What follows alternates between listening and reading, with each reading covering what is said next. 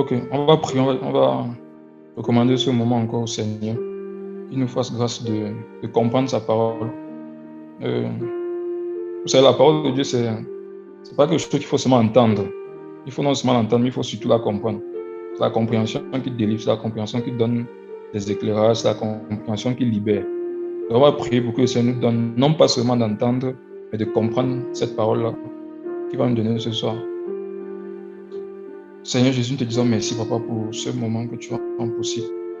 Et nous te supplions de venir et d'être au contrôle de tout ce que nous aurons à faire.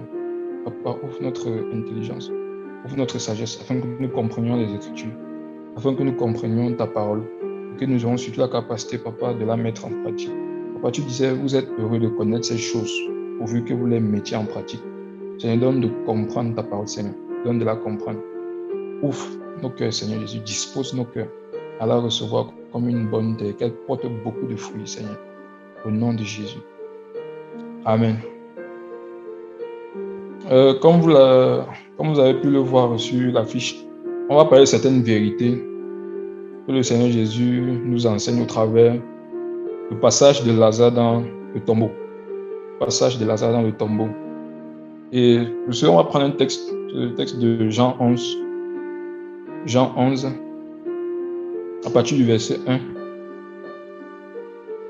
C'est un texte qu'on connaît tous. Donc, dans Jean 11, à partir du verset 1. Or, il y avait un certain homme malade, appelé Lazare de Béthanie, le village de Marie et de sa sœur Marthe.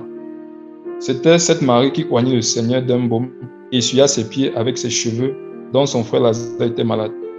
C'est pourquoi ses sœurs envoyaient vers lui, disant, Seigneur, voici celui que tu aimes est malade. Lorsque Jésus entendit cela, il dit, cette maladie n'est pas à la mort, mais elle est pour la gloire de Dieu, afin que le Fils de Dieu en puisse être glorifié. Or, Jésus aimait Marthe et sa sœur et Lazare. Néanmoins, quand il apprit qu'il était malade, il demeura encore 2 jours, au lieu même où il était. Puis après cela, il dit à ses disciples, retournons en Judée. Ses disciples lui disent, Maître, les Juifs cherchaient récemment à te lapider, et tu retournes de nouveau chez eux. Jésus répondit, n'y a-t-il pas 12 heures dans une journée? Si quelqu'un marche pendant le jour, il ne trébuche pas, parce qu'il voit la lumière de ce monde. Mais s'il marche pendant la nuit, il trébuche parce qu'il n'y a pas de lumière en lui. Il dit ces choses, et après cela, il leur dit, notre ami Lazare dort, mais je vais afin que je le réveille de son sommeil. Puis ses disciples lui disent, Seigneur, s'il dort, il sera guéri. Or, Jésus avait parlé de sa mort, mais il pensait qu'il avait parlé du repos, du sommeil. Alors Jésus leur dit simplement, Lazare est mort. Et je me réjouis à cause de vous de ce que je n'étais pas là, afin que vous croyiez. Néanmoins, allons vers lui. Alors Thomas, qui est appelé Didyme, dit à ses co-disciples, allons nous aussi afin de mourir avec lui. Puis quand Jésus arriva, il trouva qu'il était couché dans la tombe depuis déjà 4 jours. Or, Béthanie était près de Jérusalem à environ 15 stades. Et beaucoup de Juifs étaient venus auprès de Marthe et de Marie pour les consoler au sujet de leurs frères. Puis Marthe, dès qu'elle entendit que Jésus venait, elle alla au-devant de lui, mais Marie demeurait toujours assise à la maison. Alors Marthe dit à Jésus, Seigneur, si tu avais été ici, mon frère ne serait pas mort. Mais je sais que maintenant même, tout ce que tu demandes à Dieu, Dieu te le donnera. Jésus lui dit, ton frère ressuscitera. Marthe lui dit, je sais qu'il ressuscitera à la résurrection au dernier jour. Jésus lui dit, je suis la résurrection et la vie. Celui qui croit en moi, bien qu'il soit mort, malgré tout, il vivra. Et quiconque vit et croit en moi ne mourra jamais. Crois-tu cela? Elle lui dit, oui Seigneur, je crois que tu es le Christ, le Fils de Dieu, qui devait venir dans le monde. Et quand elle lui dit cela, elle s'en alla et appela Marie, sa sœur, secrètement, disant, le Seigneur, le Maître est venu et il t'appelle. Dès qu'elle entendit cela, elle se leva rapidement et vint vers lui. Or, Jésus n'était pas encore entré dans le village, mais il était à l'endroit où Marthe l'avait rencontré. Alors les Juifs qui étaient avec elle dans la maison et qui la consolaient, lorsqu'ils virent que Marie s'était levée en hâte et qu'elle était sortie, il la suivit, disant, elle va à la tombe pour y pleurer. Puis, quand Marie fut arrivée où était Jésus et qu'elle le vit, elle se jeta à ses pieds, lui disant, Seigneur, si tu avais été ici, mon frère ne serait pas mort. Quand Jésus la vit pleurer et que les Juifs venus avec elle pleuraient aussi, il frémit en son esprit et fut ému. Et dit, où l'avez-vous mis? Il lui dit, Seigneur, viens et vois. Jésus pleura. Alors les Juifs disaient, voyez combien il l'aimait. Mais quelques-uns d'entre eux disaient, cet homme qui a ouvert les yeux de l'aveugle, ne pouvait-il pas faire aussi que cet homme ne meure pas? Alors Jésus, gémissant de nouveau en lui-même, vient à la tombe. C'était une grotte et une pierre était devant. Jésus dit, ôtez la pierre. Marthe, la sœur de celui qui était mort, lui dit, Seigneur, il sent déjà mauvais, car il est mort depuis 4 jours. Jésus lui dit, ne t'ai-je pas dit que si tu crois, tu pourras voir la gloire de Dieu? Il ôtait donc la pierre du lieu où le mort était couché. Et Jésus leva ses yeux au ciel et dit, Père, je te remercie de ce que tu m'as entendu. Et je savais que tu m'entends toujours, mais je l'ai dit à cause de ce peuple qui est autour de moi, afin qu'il croie que tu m'as envoyé. Et quand il eut ainsi parlé, il cria à haute voix, Lazare, viens ici. Et celui qui était mort sortit, les mains et les pieds liés de bandes et son visage enveloppé d'un linge. Jésus leur dit, déliez-le et laissez-le aller. Amen. Frère, déjà à partir du verset 1, la Bible nous fait comprendre qu'il y avait un homme qui s'appelait Lazare qui était à Béthanie. Et Béthanie, en grec, ça veut dire la maison de l'affligé. Béthanie, c'est la maison de l'affligé. Et quand on regarde aussi ce que signifie le nom de Lazare, le nom de Lazare veut dire Dieu a secouru. Donc, Jésus est allé dans la maison des affligés pour secourir son ami Lazare. Il faut, on va aller doucement, on va toucher vérité par vérité. La première vérité que je voudrais qu'on touche ici par la grâce de Dieu, c'est que on peut voir à partir du verset 3. Le verset 3 nous dit, c'est pourquoi ses sœurs envoyaient vers lui disant, Seigneur, voici celui que tu aimes est malade. Marthe et Marie ont envoyé des personnes rencontrer Jésus pour leur dire, viens, ton ami Lazare est malade. Et elles ne disent pas seulement Lazare, elles disent celui que tu aimes. Une façon de dire, Seigneur, si tu devais tarder avant de venir, ne tarde pas. Parce que ce n'est pas n'importe qui, c'est celui que tu aimes. Et c'est l'une des choses parfois que nous faisons lorsque nous prions. C'est que nous ne cherchons pas toujours la volonté de Dieu, sa volonté parfaite, mais nous essayons d'influencer le Seigneur. Et gloire à Dieu, ce n'est pas possible d'influencer Dieu. Parce que Marie et Marthe auraient pu simplement dire, Seigneur, viens au secours de Lazare, mais elles ont insisté, celui que tu aimes. Le celui que tu aimes, c'était pour dire, Seigneur, active-toi et viens rapidement. Et quand on voit la réaction de Jésus, la Bible nous dit que Jésus est encore resté là pendant 2 jours. Pendant 2 jours. Et Jésus aimait vraiment Lazare. Ça ne l'a pas empêché de rester là encore 2 jours. On comprend par là, frère et soeur, que ce n'est pas parce que Dieu nous aime qu'il va faire des choses promptement. Dieu est un Dieu d'ordre et c'est un Dieu très patient. Et c'est l'une des caractéristiques en tant que fils et filles de Dieu nous devons manifester. Nous ne devons pas agir sous la promptitude, sous l'urgence. Jésus aimait vraiment Lazare. Lazare était vraiment malade. Il pouvait mourir. Il est même mort par après. Mais ça n'a pas influencé le Seigneur d'aller rapidement à son secours. Et par la suite, on va voir pourquoi. Le Seigneur est encore resté là pendant 2 jours. 2 jours. Et on peut voir par la suite le Seigneur lui-même, quand son temps est venu. Vous vous souvenez de la conversation que Jésus une fois eue avec ses disciples, avec ses frères, autant pour moi. Et ses frères, pendant qu'ils ne croyaient pas encore en lui, lui disaient, personne n'agit en secret lorsqu'il désire être vu. Donc va à Jérusalem, fais ton one-man show et on va te voir là-bas parce que pour eux, Jésus voulait se faire voir. Et Jésus, la réponse qu'il leur donne, c'est que votre temps est toujours prêt, mais mon temps, il n'est pas encore venu. Et c'est l'une des choses pour lesquelles nous devons beaucoup prier. Nous devons beaucoup prier afin que même devant des cas d'urgence, même devant des cas d'oppression, que nous ayons la patience, que nous soyons dans le repos, la paix, pour pouvoir faire chaque chose en son temps, comme Dieu. Dieu fait chaque chose en son temps. Il pourrait dire, c'est fait, mon temps n'est pas encore venu. Et le jour où son temps est venu, lui-même, il est monté à la fête. C'est le même principe que Jésus applique ici. Jésus n'agit pas par promptitude, il n'agit pas par... Jésus n'est pas pressé dans ce qu'il fait. Il fait chaque chose en son temps. Et c'est l'une des choses que nous devons apprendre, frères et sœurs. Apprenons à faire chaque chose en son temps, quelle que soit l'urgence parfois des situations. Ce n'est pas parce qu'une situation est urgente qu'elle nécessite qu'on agisse immédiatement. Le Saint-Esprit nous donne de comprendre ça. Il y a des cas de besoin parfois devant lesquels le Seigneur va nous bloquer. Il y a des cas parfois qui semblent avoir un peu de temps, mais le Seigneur va nous demander d'agir. Et là, le Seigneur est encore resté 2 jours. Et quand son temps est venu, lui-même, il est monté avec ses disciples. Donc, à partir du verset 7, le Seigneur dit, puis après cela, il dit à ses disciples, retournons en Judée. Ses disciples lui disent, Maître, les Juifs cherchaient récemment à te lapider et tu retournes de nouveau chez eux. Jésus leur répondit, n'y a-t-il pas 12 heures dans une journée? Si quelqu'un marche pendant le jour, il ne trébuche pas parce qu'il voit la lumière de ce monde. Mais s'il marche pendant la nuit, il trébuche parce qu'il n'y a pas de lumière en lui. Frère, que veut dire ce verset? À Béthanie, on cherchait à tuer Jésus. Et là-bas, il s'en va au secours de son ami Lazare. Les disciples, sachant ça, essaient de le mettre en garde. De la même façon que dans le monde chrétien aujourd'hui, je dis chrétien, mais pas dans le monde des disciples, parce que dans le monde des disciples, on voit ça très peu, mais c'est beaucoup récurrent dans le monde des chrétiens. On voit beaucoup le fait d'être mis en garde par des personnes qui sont censées nous accompagner. C'est quelque chose qui est très récurrent. Le Seigneur disait qu'il est bon pour deux personnes de marcher ensemble. Pourquoi? Parce que lorsque l'un va trébucher, l'autre va le relever. Mais nous sommes malheureusement dans un temps où, lorsque tu marches avec quelqu'un, il ne t'encourage pas à faire ce que c'est attend de toi, mais il va toujours te mettre en garde. Est-ce que c'est le moment pour toi de te lever? Est-ce que ce que tu fais, le Seigneur vraiment qui t'a parlé? Est-ce que, si tu pars là-bas, on risque de te tuer.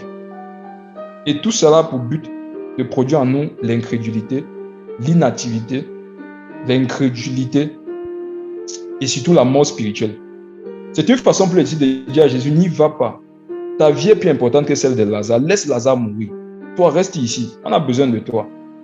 De la même façon que Pierre pouvait dire pendant la transfiguration à Jésus, n'allons plus vers les autres. Restons ici. On va construire des tentes, une pour toi, une pour Élie, une pour Moïse. C'est une attitude qui tue beaucoup le réveil.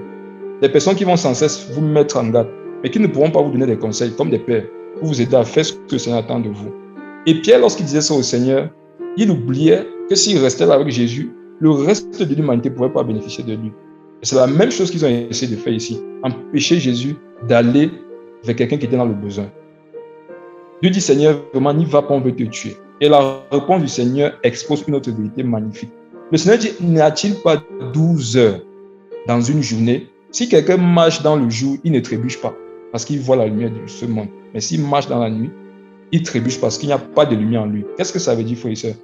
Tant qu'un disciple du Seigneur marche dans la vérité, marche dans la sainteté, a une communion avec Dieu, dans la prière, le jeûne, la méditation de sa parole, l'obéissance, frère, rien ne peut t'arriver. Rien ne peut t'arriver. Tu es intouchable, on ne peut pas te tuer. On peut te faire la guerre, mais on ne te tuera pas. On peut te faire la guerre, mais on ne peut pas t'atteindre, frère et sœur. Le Seigneur Jésus dit, tant que je marche dans la journée, c'est vrai, ils veulent me tuer là-bas. C'est vrai, là-bas, beaucoup me haïssent. C'est vrai. Mais tant que je marche dans la vérité, je ne peux pas trébucher. Et c'est ce que chaque enfant de Dieu doit se dire par rapport à ce que le Seigneur attend de lui. Tant que tu sais que tu marches dans la vérité, frère et sœur, ne crains pas. Fais ce que le Seigneur attend de toi. Tu ne pourras pas trébucher. On voit dans les évangiles, plusieurs fois on a voulu tuer le Seigneur, mais la Bible dit qu'on n'a pas pu parce que son temps n'était pas encore venu. Lorsque tu es dans la sainteté, lorsque tu as une communion avec Dieu, frère, tant que ton temps n'est pas venu, on ne peut rien te faire. On peut te faire la guerre, mais on ne te vaincra pas. Les vents peuvent souffler, mais si tu es véritablement bâti sur l'Europe, la maison ne pourra pas s'écrouler. Jésus dit, tu ne trébuches pas, parce que je vois la lumière de ce monde. Et la lumière du monde, c'est Christ. Frère, si tu as une communion avec Dieu, ça veut dire que tu vois la lumière. Si un homme, dans l'intimité, se tient devant Dieu et ne meurt pas, frère, il n'existe pas une créature sur cette terre devant laquelle il peut mourir. Si tu tiens devant Jésus-Christ de Nazareth, c'est le Dieu devant lequel aucun genou ne peut demeurer debout. Et si dans sa présence, tu résistes, il n'y a aucune puissance, aucune présence, aucune créature, frère, qui peut te toucher. Et c'est ce que Jésus a enseigné à ses disciples. Jésus leur disait, même quand je suis entré dans la Béthanie comme ça, malgré tous ces dangers, rien ne m'arrivera. Et justement, à la fin de la formation d'un disciple du Seigneur, la Bible dit, je vous envoie comme des brebis au milieu des loups. L'accomplissement de la vie d'un disciple, c'est de devenir une brebis. Une brebis qui sera jetée au milieu des loups. Et Satan, communiquant le mensonge, a fait croire beaucoup que lorsqu'on est une brebis, on ne doit marcher qu'avec des brebis. Quand on est une brebis, on doit faire attention aux loups. Non, frère, c'est là-bas même que le Seigneur nous jette. Et c'est là-bas que notre mission doit être faite. Donc, si parfois on avait des appréhensions, des craintes et des peurs par rapport au fait que je vais aller à Béthanie, et à Béthanie, il y a le danger, frère. La parole dit, tant que tu marches dans la lumière, tu ne peux pas trébucher. Et la parole de Dieu est puissante et efficace jusqu'aujourd'hui. Jésus dit, s'il marche pendant la nuit, il trébuche parce qu'il n'y a pas de lumière en lui. Mais si tu sais que dans ta vie, il y a des choses qui ne glorifient pas Dieu, ne va pas à Béthanie parce que tu risques de mourir. Ce qui te garde à Béthanie, c'est le fait que tu vois la lumière de ce monde. Ce qui te garde à Béthanie, c'est le fait que tu aies une communion avec la lumière de ce monde. Le jour où Jésus a lu dans la synagogue le texte qui accomplissait les Écritures, les prophéties, la Bible dit qu'il l'a mené au bord d'une falaise pour le précipiter. Ils étaient plusieurs personnes enragées contre lui, qui n'avaient qu'une seule envie, c'était de le jeter. Mais la Bible nous dit qu'arrivé au bord de cette falaise, il est passé au milieu d'eux. Il est passé au milieu d'eux si facilement. Il est parti. Pourquoi? Son temps n'était pas encore venu. Pourquoi? Il voyait la lumière de ce monde. Pourquoi? Tous ceux-là qui représentaient Béthanie ne pouvaient pas le faire trébucher. Frère, saisissons cette vérité. C'est la parole de Dieu. Et la parole de Dieu est esprit et vie. Donc, la connaissance de cette vérité, c'est quelque chose qui va nous donner de la vivre. Et nous verrons la vie derrière. La Bible, à partir du verset 11, il dit ces choses et après cela, il dit, notre ami Lazare dort, mais je vais afin que je le réveille de son sommeil. Puis ses disciples lui disent, Seigneur, s'il dort, il sera guéri. Or, Jésus avait parlé de sa mort, mais il pensait qu'il avait parlé du repos du sommeil. Alors Jésus leur dit simplement, Lazare est mort. Frère, voici une autre vérité. Une autre vérité biblique par rapport à l'expérience de Lazare, de l'histoire de Lazare, c'est que, frère, les choses que le Seigneur parfois va te dire, si tu ne comprends pas, tu vas passer à côté et tu ne pourras avoir aucun bénéfice de ce qu'il t'a communiqué. C'est ce que je disais au départ. Il ne faudrait pas seulement entendre la parole, mais vraiment prier que le Seigneur nous donne de la comprendre. Le Seigneur dit à ses disciples que Lazare dort. Et les disciples comprennent vraiment ça de façon terre à terre, simplement, comme le verset le dit, simplement au verset 14. Ils l'ont compris simplement. Pour eux, Lazare simplement dormait. Or, le Seigneur leur parlait de la mort. Pourquoi le Seigneur a parlé de dormir? Parce que, frère, un saint ne meurt pas. Il a dit plus bas. Un disciple de Jésus ne meurt jamais. Jésus a dit que même s'il meurt, il vivra. S'il est en moi, s'il voit la lumière du jour. Jésus, étant rempli de cette vérité, pouvait dire à ses disciples, Lazare dort, mais je vais le réveiller. Parce que pour Jésus, Lazare n'est pas mort, il dort.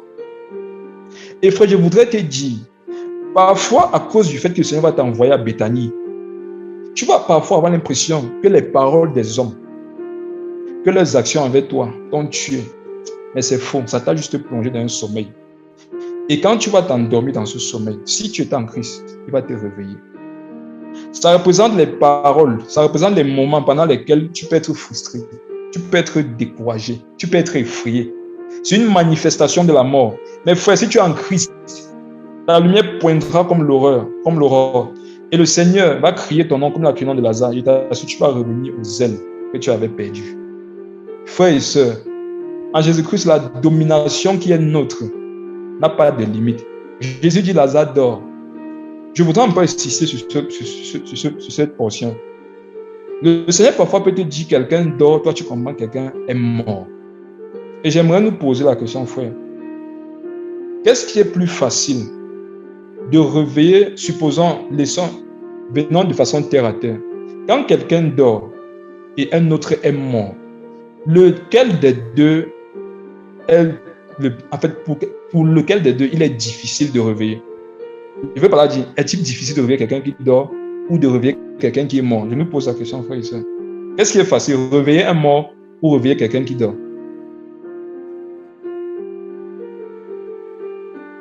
Qu'est-ce qui est plus facile?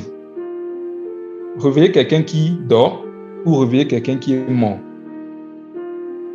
Frère, de façon terre à terre, il est très facile de réveiller quelqu'un qui dort. Il suffit de le secouer. Il va se réveiller. Mais quand quelqu'un est mort, frère, c'est plus compliqué. Et on voit par là que la compréhension de la parole nous facilite la tâche sur le terrain.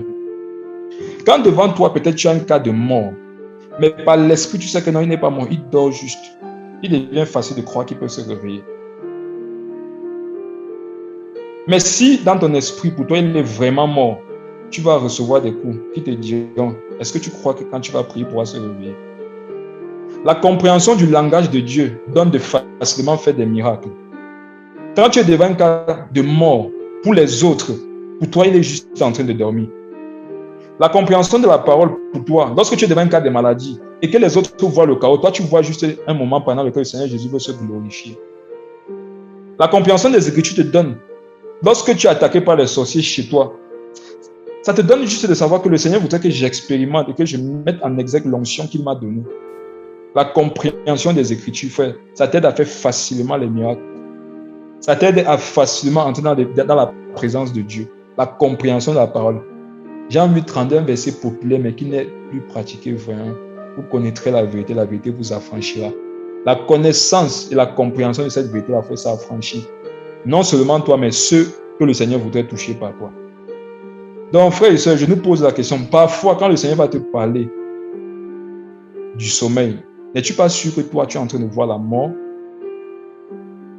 Est-ce que dans les cas de difficulté, quand le Seigneur te rassure qu'il est là, est-ce que toi, tu ne vois pas la solitude? Est-ce que lorsque tu traverses des difficultés, tu oublies la fidélité de Dieu pour confesser son abandon? Comme Job, qui pendant un moment que c'était difficile, a dit que le Seigneur l'a abandonné à un certain moment. Frère, la parole du Seigneur est réelle. Jésus dit, il dort. Le verset 14 dit, alors Jésus leur dit simplement, Lazare est mort. Frère, le Seigneur a deux façons de parler. Le Seigneur a deux façons de parler, frères et sœurs. Le Seigneur a un langage simple. Il a un autre langage que je ne vais pas appeler langage compliqué.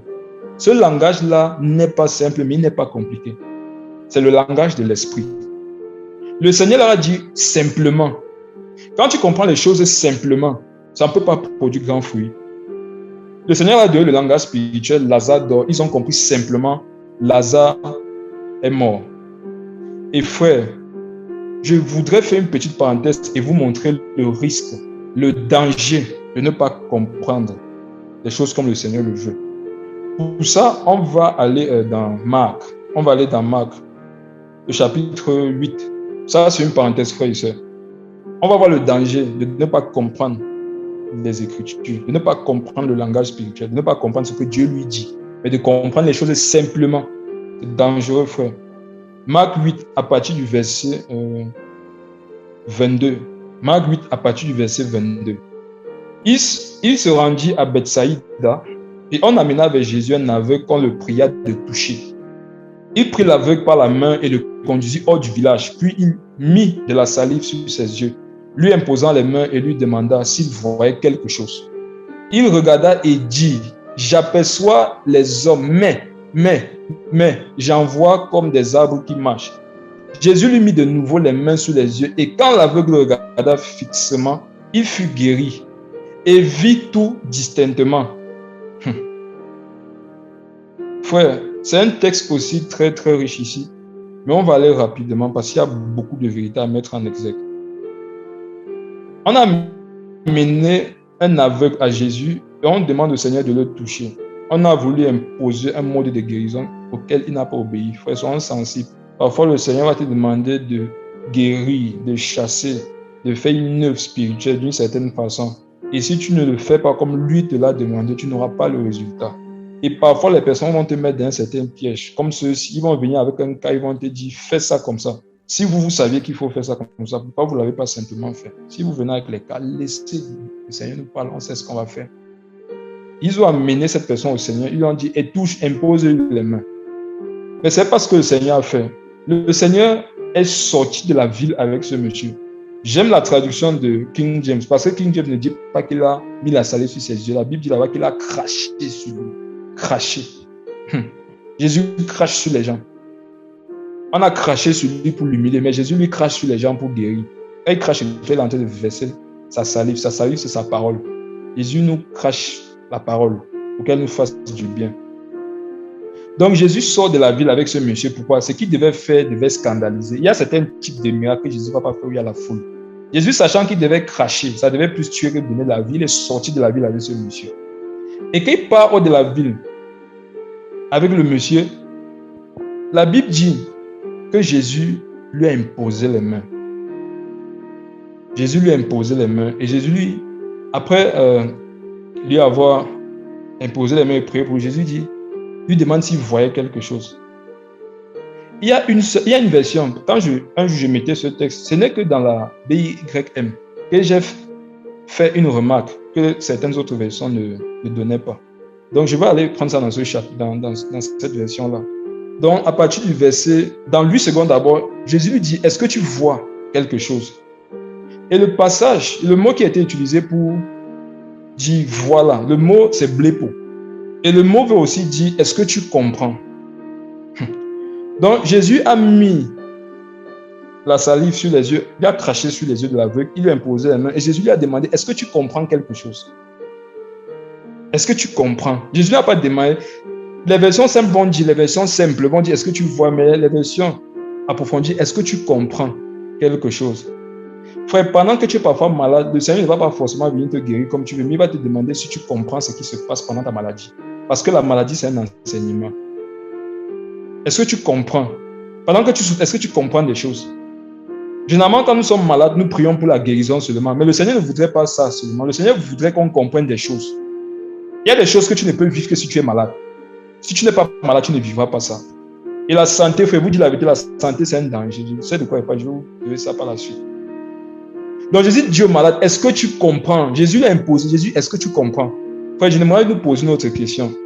Avec toute la connaissance que le Seigneur avait, avec toute la foi que le roi des rois avait, je nous pose une question. Est-ce que Jésus avait besoin de prier 2 fois pour un cas, pour avoir le résultat? Est-ce que le Seigneur avait besoin de prier 2 fois pour avoir le résultat lorsqu'il posait une action? Non. Les disciples, une fois, sont venus le voir avec un papa est venu le voir avec son fils qui souffrait d'un démon puissant. Et Jésus a repris ses disciples de ce qu'ils n'ont pas pu chasser ce démon. C'est un démon très puissant, un démon lunatique, je crois. Et Jésus les a repris parce qu'il disait, mais jusqu'à quand il serait avec vous? Une façon de dire, mais ça c'est une petite affaire, amenez-le ici. Et Jésus chasse le démon. Maintenant, tu chasses un tel puissant démon et guérir quelqu'un qui est aveugle. Mais c'est clair que c'est guérir l'aveugle qui est facile. Mais là, on voit le Seigneur prier 2 fois pour que la guérison arrive. Et on est d'accord, frère, que le Seigneur n'a pas besoin de prier 2 fois. Si le Seigneur n'a pas besoin de prier 2 fois pour qu'un cas arrive à exécution, on comprend que lorsqu'il a prié la première fois, frère, cet homme était guéri. Raison pour laquelle le Seigneur lui a dit, après avoir prié pour lui, la première fois, pour lui avoir imposé les mains, est-ce que tu comprends? Est-ce que tu comprends? Frères et sœurs, retenons dans ce texte et voyons ce qui s'est passé. Lui, second dit au verset 24, il regarda et dit, j'aperçois les hommes, mais j'en vois comme des arbres qui marchent. L'homme, pour lui, être guéri, c'était seulement voir les hommes. Et voir les arbres, c'était le signe que non, je ne suis pas encore totalement guéri. Et il dit, je vois des hommes, mais j'en vois comme des arbres qui marchent. Le mais signifiait que, Seigneur Jésus, je vois, il y a des hommes, mais ce n'est pas encore comme il faut. Ce n'est pas encore bien. Donc, prie encore. Oh Jésus. Frères et sœurs, le Seigneur lui a dit, est-ce que tu comprends? Qu'est-ce que le Seigneur t'a dit à ce monsieur? Il était déjà guéri à cet instant, parce que le Seigneur n'a pas besoin de prier 2 fois. L'homme était déjà guéri. Le Seigneur l'avait non seulement guéri déjà, mais le Seigneur lui a lui donné des visions. Et le Seigneur lui dit donc, est-ce que tu comprends? Est-ce que tu comprends ce qui est en train d'arriver? Est-ce que tu vois quelque chose? L'homme a dit, je vois des hommes, mais j'en vois comme des arbres qui marchent. Et le fait que cet homme n'ait pas compris ce que le Seigneur voulait lui enseigner, le Seigneur lui disait, est-ce que tu comprends? Est-ce que tu comprends que dans le monde spirituel, les hommes sont comme des arbres qui marchent? Est-ce que tu comprends que dans le monde spirituel, les enfants de Dieu sont des arbres plantés près des courants d'eau?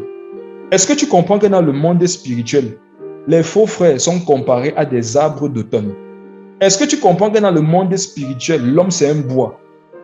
Le Seigneur lui disait, est-ce que tu comprends? Frères et sœurs, pendant que nous sommes malades et que le Seigneur vient nous toucher, est-ce que nous comprenons ce qui se passe? Est-ce que nous comprenons ce qui se passe? Pendant que tu souffres, est-ce que tu pries seulement pour la guérison ou tu pries aussi pour que ça te donne de comprendre les choses pendant les moments de ta souffrance? Même l'apôtre Paul a été sujet à faire cette erreur. Et il a dit, la Bible dit qu'il a prié 3 fois pour être guéri. Et on voit que pour cet homme, Pour l'apôtre Paul, en tout cas, il priait pour être guéri. Et le Seigneur savait que Paul, s'il le guérissait, ça devait le fermer par rapport à une certaine réalité spirituelle, à certains bénéfices. Du coup, le Seigneur a dit, Paul, tu ne sais pas ce que tu me demandes. Ne me demande plus ça, ma grâce te suffit. Ma puissance accomplie dans ta faiblesse. C'est quand tu es malade comme ça que tu as les révélations là. C'est pendant tes mois de maladie là que l'onction est là. Paul priait pour être guéri. Le Seigneur a dit non, Paul, ne fais pas ça. Frère, quand tu es malade, dis Seigneur, prie d'abord pour que ça te donne de comprendre ce qui se passe. Et comme l'homme n'a pas compris, la Bible nous dit par la suite, Jésus, quand il a dit mais, Jésus a su qu'il n'a pas compris. Et le fait qu'il n'ait pas compris, qu'est-ce que le Seigneur a fait? Le Seigneur lui a de nouveau mis les mains sur les yeux. Je vais lire cette place dans la Bible maintenant, verset 25. Alors il lui imposa de nouveau les mains sur les yeux et il fit regarder. Il fut restauré à l'état initial et les voyait tous de loin clairement. Frère, la Bible nous dit que Jésus a encore touché cet homme, il a encore imposé les mains. Il a été restauré dans son état initial. Quel était son état initial? C'était l'aveuglement. Ah, Jésus. La Bible nous fait comprendre que cet homme voyait clairement, distinctement, mais il était rétabli dans son état initial. Parfois, tu peux être guéri de l'aveuglement physiquement, mais tu es toujours resté un aveugle. De la même façon qu'il y a beaucoup d'enfants de Dieu aujourd'hui qui sont convertis depuis des années, mais qui s'attellent à ne pas comprendre la parole. Pourquoi je dis s'attellent à ne pas comprendre? Parce que c'est écrit. Ils ne veulent pas se disposer. Par humilité, ne veulent pas se soumettre. Ils ne cherchent pas le Seigneur. La prière, la méditation, le jeûne, c'est devenu un fardeau pour beaucoup aujourd'hui. Et de telles personnes ne peuvent pas comprendre. Et quand tu ne comprends pas, le Seigneur va fermer tes yeux. Et bien que tu vois clairement, distinctement les choses physiques, tu vas demeurer un aveugle. C'est ce que Jésus a dit aux pharisiens. Vous êtes des aveugles qui conduisent d'autres aveugles. Et vous tous, vous tombez dans un trou. Cet homme a été restauré dans son état initial. Frère, voilà les dangers de ne pas comprendre la parole. Frère, prions pour la compréhension. Si le Seigneur te dit que quelqu'un dort, arrange-toi, frère. Même si c'est difficile d'y croire, arrange-toi de comprendre dort. Ne comprends pas mort. Ne comprends pas ça, frère et soeur. On revient un peu dans Jean 11, mes frères et sœurs. Donc, alors, au verset 14 de Jean 11, alors Jésus leur dit simplement, Lazare est mort. Frère, prions pour que le Seigneur ne nous parle pas simplement. Prions pour que le Seigneur ne nous parle pas simplement. Moi, je ne veux pas que Jésus me parle simplement. Je veux que Jésus me parle en me posant des questions. Est-ce que tu comprends? Que dit oui, Seigneur, je comprends. Qu'il aille à un autre niveau. Parce que si tu ne comprends pas, frère, disqualifié. Prions pour la compréhension, frère et sœur. Comme Jean disait, qu'il illumine les yeux de nos cœurs, même pendant que nous écoutons toutes ces vérités. Et regardez, frères et sœurs, ce qu'on vient de dénoncer au verset 16 de Jean 11. On voit bien qu'il y a quelqu'un qui a fait l'effort, comme je le disais, de ne pas comprendre, c'est Thomas. Le verset 16. Au verset 16, Thomas dit, alors Thomas, qui était appelé Didyme, dit à ses condisciples, allons nous aussi afin de mourir avec lui. Frère, Jésus vient de prêcher sur la vie. Jésus vient de parler de la lumière. Jésus vient de dire qu'il va aller ressusciter quelqu'un. Il va lui donner la vie. Mais qu'est-ce que Thomas a compris? Allons mourir. Allons mourir. Et c'est ce que beaucoup font aujourd'hui, même s'ils ne disent pas de leur bouche. Quand le Seigneur te demande de partir prier pour un malade dans un hôpital et que tu n'y vas pas, pour toi tu vas mourir. Et quelle est cette mort? Tu ne veux pas te faire humilier. Tu ne veux pas te faire humilier. Beaucoup savent ce que le Seigneur attend d'eux, mais font l'effort, frère, de faire le contraire. Parce qu'ils s'aiment plus que le Seigneur. Et Jésus pourrait dire que celui qui ne renonce pas à lui-même, il ne peut pas le suivre. Celui qui met la main à la charrue, regarde en arrière, il n'est pas digne de suivre le Seigneur. Beaucoup, pour eux, marcher avec le Seigneur, c'est mourir. C'est vrai, c'est mourir, mais ce n'est pas mourir comme on l'entend, de façon simple, mais c'est mourir à soi-même. Thomas a dit, allons mourir avec lui.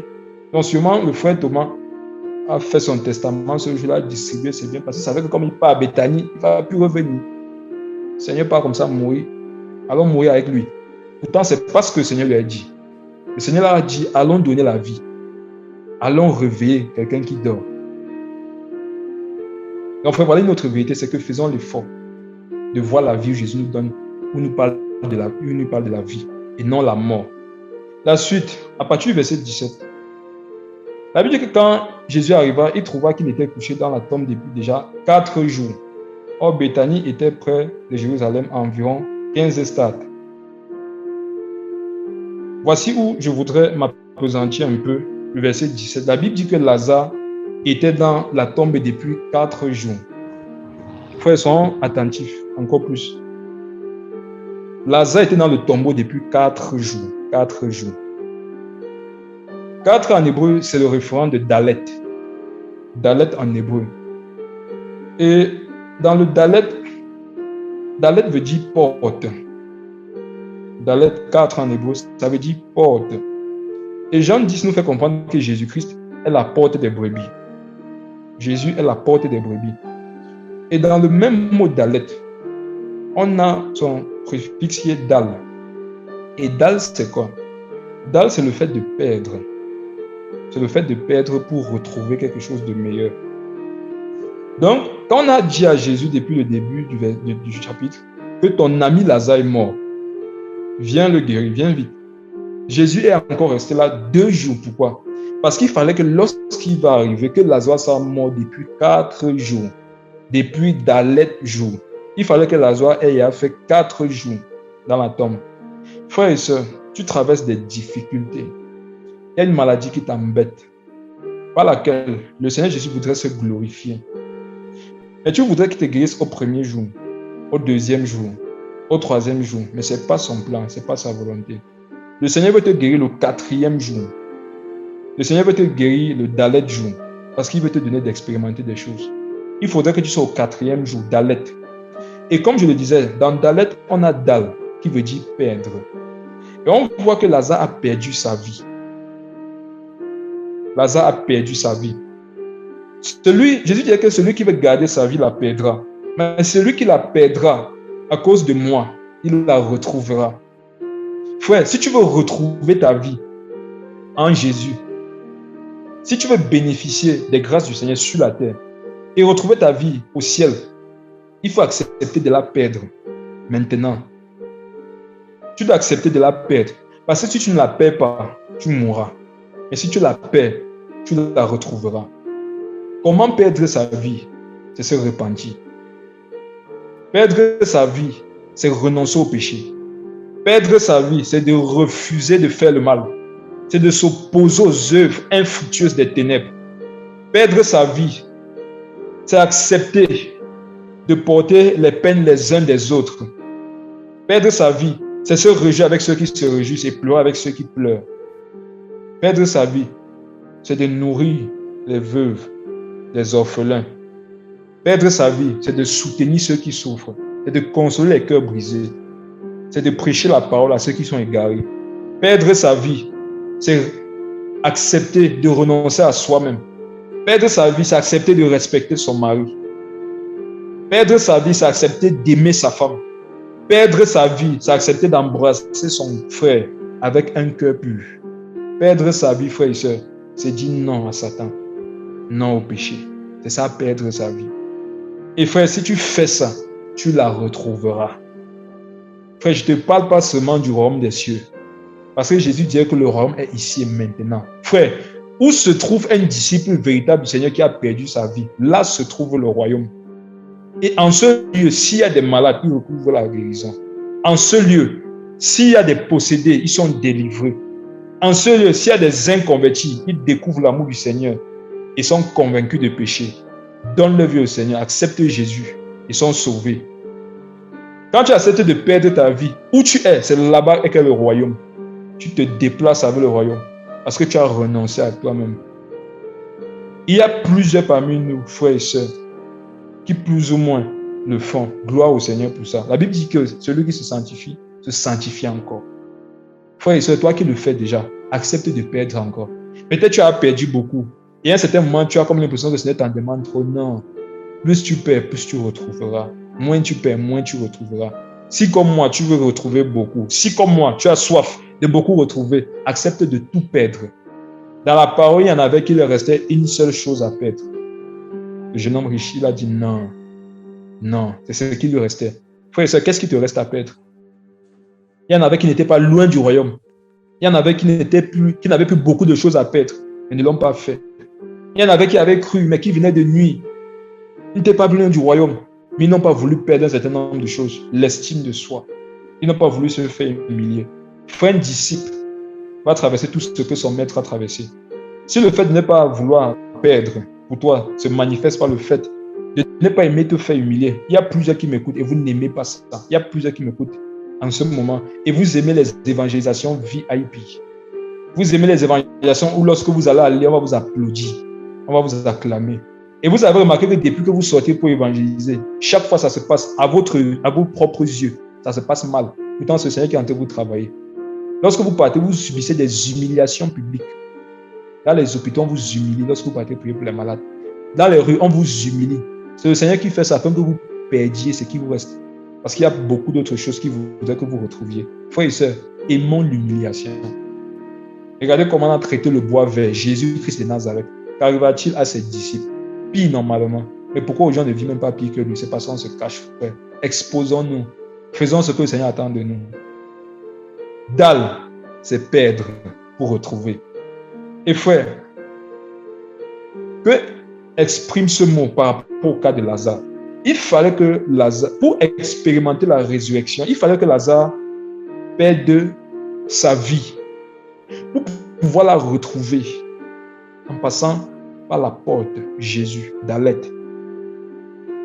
Frère, si tu veux expérimenter Dalet 4, la porte qui est Jésus, il faudrait que tu perdes quelque chose. Tu dois perdre. Accepte de perdre, frère et soeur. Perds le péché. Perds l'orgueil. Perds l'incrédulité. Perds la haine, frère et soeur. Perds ça pour pouvoir expérimenter la porte. C'est la raison pour laquelle Jésus a attendu 2 jours encore. Il fallait que Lazare soit mort depuis 4 jours. Je ne sais pas combien de jours tu en es par rapport à ta maladie, par rapport à la difficulté que tu passes. Mais rassure-toi d'être au 4e jour pour que le Seigneur fasse ce qu'il a à faire. Amen. Par la suite, frères et sœurs, la Bible nous dit, à partir du verset 21, alors Marthe dit à Jésus, Seigneur, si tu avais été ici, mon frère ne serait pas mort. Mais je sais que maintenant même, tout ce que tu demandes à Dieu, Dieu te le donnera. Jésus lui dit, ton frère ressuscitera. Ton frère ressuscitera. Frère, voici notre vérité. Du verset 22 au verset 23, c'est que généralement quand nous prions, frère, nous demandons des choses au Seigneur. Mais lorsque le Seigneur nous donne la promesse qui va nous exaucer, c'est nous-mêmes qui nous opposons encore à l'exaucement. Marie a dit, je sais que tout ce que tu demandes à Dieu, il le fait. Et Jésus lui dit, c'est vrai. Donc, par rapport à ça, là, ton frère va ressusciter. Marie lui dit, je sais qu'il va ressusciter à la résurrection au dernier jour. Marie dit, Seigneur, je sais que tout ce que tu demandes à Dieu, Dieu te donne. Mais quand Jésus dit, ok, ton frère va ressusciter, elle dit, non, il ne va pas ressusciter maintenant, il va ressusciter qu'au dernier jour. Et c'est l'une des choses que nous faisons beaucoup. Nous prions pour des cas. Nous prions pour des situations. Et le Seigneur nous dit que je vais le faire. Mais après nous-mêmes, on doute encore. On dit non, il ne va pas faire ça comme ça. Tu es devant quelqu'un qui est malade et tu pries. La personne est infime. Et pendant que tu pries, le Seigneur te rappelle sa parole qui dit que en mon nom, les infimes marchent. Ils sautent comme des biches. Et sur ce verset-là, tu pries. Et quand tu finis de prier, Jésus te dit que je t'ai exaucé. Comme tu dis encore, hey, Seigneur, c'est vrai que tu es souverain, donc même si ça n'arrive pas maintenant, tu peux faire ça après, à la résurrection. La résurrection, c'est peut-être une semaine après, 1 mois, quand je ne serai plus là. C'est l'incrédulité, frère. La Bible nous fait comprendre dans le livre d'Ésaïe 58 que ceux qui ont une vie de jeûne, Dieu les exauce promptement. Sont ayant soif de l'exaucement prompt. Généralement, l'une des manifestations de l'incrédulité, c'est l'exaucement au futur. C'est toujours de croire que, comme j'ai prié là, ça va venir, mais pas maintenant, mais pas là devant les gens, mais pas pendant que je suis là. Ça va venir à la résurrection des morts. Ça va venir à la résurrection des morts. Mais en ce moment, ça ne peut pas venir. Il faut une manifestation de l'incrédulité. Jésus dit que ton frère ressuscitera. Il lui a dit ça. Et le Seigneur aujourd'hui parle par sa parole. Il dit, voici les signes qui accompagneront ceux qui auront cru. En mon nom, ils chasseront les démons. En mon nom, ils guériront les malades. S'ils boivent quelques breuvages mortels, il ne leur fera aucun mal. Ils saisiront les serpents ne vont rien leur faire. C'est écrit, frère. Mais lorsque vient la pratique, on va appliquer ça à la résurrection des morts, au futur, dans un proche lointain. Proche lointain, c'est proche, mais c'est lointain. Frère, c'est une manifestation de l'incrédulité. Croyons à la parole. L'exaucement du plus tard, c'est une manifestation de l'incrédulité. Jésus dit, ton frère ressuscitera. Verset 25. Jésus lui dit, après qu'elle ait dit au Seigneur, il ressuscitera le dernier jour. Jésus lui dit, oui, même si c'est au dernier jour, là, c'est moi qui suis la résurrection et la vie. Celui qui croit en moi, bien qu'il soit mort, malgré tout, il vivra. Et quiconque vit et croit en moi ne mourra jamais. Crois-tu cela? Donc même le futur dont Marthe parlait, autant pour moi, Marthe, Jésus lui dit, ouais, c'est moi la résurrection et la vie. Dans la résurrection et la vie que tu crois lointain là, c'est là maintenant. Il y a des choses, parfois nous croyons que c'est dans le futur que ça va se passer. Le Seigneur ne veut pas le faire dans le futur, il veut le faire présentement. Il veut le faire maintenant. Il veut le faire actuellement en croyant et nous le verrons s'accomplir. Si pendant que tu pries, tu crois que la chose arrive, après la chose va arriver. Ne prie pas et tu crois que la chose va arriver plus tard. Prie et crois que la chose arrive maintenant et tu le verras s'accomplir. Parce que le plus tard là, c'est toujours Jésus. Et Jésus est maintenant, il est le présent. Et le Seigneur lui dit même ça là, est-ce qu'en ça tu crois? Frère, regardez sa réponse. Verset 27, elle lui dit, oui Seigneur, je crois que tu es le Christ, le Fils de Dieu, qui devait venir dans le monde. Frère, c'est parce que le Seigneur lui a demandé. Le Seigneur demanda à Marthe si elle croyait que la guérison future dont elle parle là pouvait se manifester maintenant. Elle dit que oui, je crois que tu es le Fils de Dieu, tu es la résurrection, tu es le Messie. C'est parce que Jésus a demandé. J'espère qu'il n'y a pas des Marthes ce soir qui m'écoutent. Et si même il y avait des Marthes ici, que le Seigneur nous délivre de l'incrédulité. Que le Seigneur nous délivre de l'incrédulité. Est-ce que tu crois? Oui, je crois. Il y a beaucoup de choses auxquelles nous croyons, d'autres nous ne voulons pas croire. Quand on dit que Jésus est Dieu, Amen. Jésus-Christ est l'agneau, Amen. Jésus-Christ est le roi des rois, Amen. Jésus est celui qui maintenant veut relever cette infirmité par tes mains dans le futur. Seigneur, tu le feras, j'ai foi en ton nom. Jésus est celui qui maintenant veut ouvrir les yeux de ses aveugles au travers de l'imposition de tes mains. Je le crois, Seigneur, dans 1 mois, dans 2 mois. Jésus, tu le feras, je crois en toi. Tu es Dieu, tu es la résurrection, tu es la vie. Frère, c'est parce que le Seigneur veut. La Bible nous dit que le monde attend avec un ardent désir la révélation des fils de Dieu. Et le monde n'attend pas cet ardent désir dans le futur. Il veut le voir maintenant. Il y a des personnes qui veulent voir des choses maintenant, pas dans le futur. Quand quelqu'un souffre et que tu lui parles de Jésus, il ne veut pas voir ce Jésus se manifester dans le futur. Toi, tu as la foi pour le voir dans le futur, mais cette personne n'a pas cette foi. Cette personne veut le voir maintenant. Maintenant. Lorsque Paul prêchait l'évangile à Sergius Paulus, il avait à prêcher l'évangile à Sergius Paulus, mais Sergius Paulus n'avait jamais vu de manifestation. Alors il ne croyait pas. Mais quand Paul a fermé les yeux de l'image du magicien, la Bible dit que quand Sergius Paulus a vu ça, il a cru, étant frappé de la doctrine. Donc il était frappé de la doctrine, il a dit, je ne crois pas tant qu'il ne voit rien. Et quand il a vu, il s'est converti. Frères et sœurs, la majorité des conversions qui se passent et qui se passeront dans l'époque dans laquelle nous vivons, ce sont des conversions qui suivront des manifestations du Saint-Esprit, des manifestations visibles du Saint-Esprit. Donc frère, si nous remarquons que nos évangélisations sont juste l'esprit, prions pour qu'il y ait aussi la vie. Si nos évangélisations, si nos actions ne sont que le futur, prions pour que désormais ce soit présent. Parce que les gens ne veulent pas le futur, les gens veulent le présent. Quelqu'un qui souffre, quelqu'un qui a faim aujourd'hui ne veut pas croire que Jésus-Christ est le pain de vie pour l'éternité. Il veut manger. Et même le Seigneur savait ça. Il y a des moments où le Seigneur donnait la parole pain et il y a des moments où il donnait la parole physique. Il donnait le pain physique aux gens, le poisson physique. Parce que c'était le besoin actuel. Et notre incrédulité freine la conversion de beaucoup. Notre peur à aller à Béthanie, notre peur à aller au milieu des loups, fait en sorte qu'il y a beaucoup qui sont encore retenus. Et frère, prions vraiment pour avoir la compassion pour les âmes.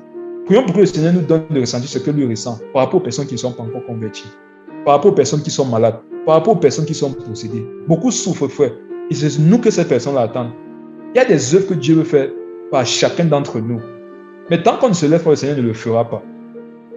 Tant qu'on se lève pour le Seigneur, ne le fera pas.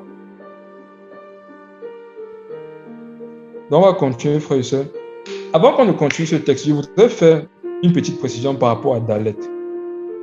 Et je voudrais pour ça parler de la tentation de Jésus dans le désert. Dans Luc 4, 1 à 14, on voit que le Seigneur Jésus a été tenté. Frères et sœurs, il a été tenté dans le désert pendant combien? Il a fait le jeûne de combien de jours? Si vous êtes là, c'était un jeûne de combien de jours?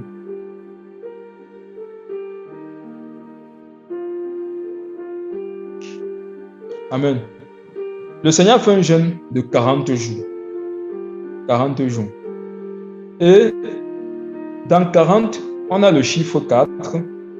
On a Dalet, le fait de paître, pour expérimenter la porte qui est Jésus.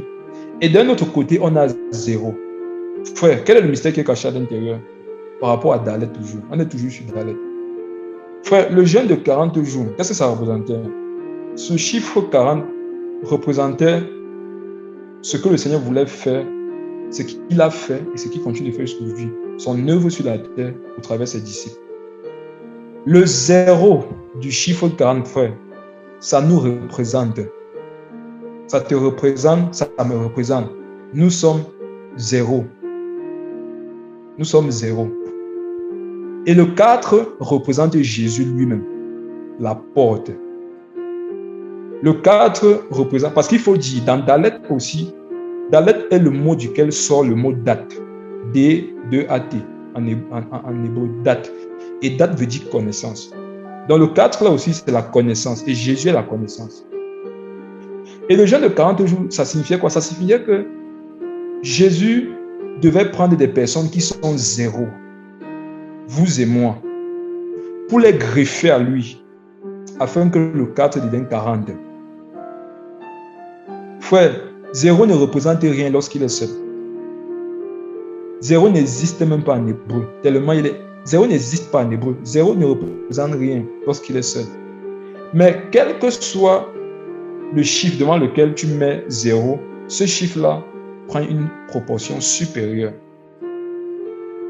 Et le chiffre d'Alet, qui représente Jésus, qui est 4, prend sa puissance lorsque à ce 4, à ce Jésus, est greffé qui? Des 0. Frère, le Seigneur prend plaisir à prendre des personnes faibles.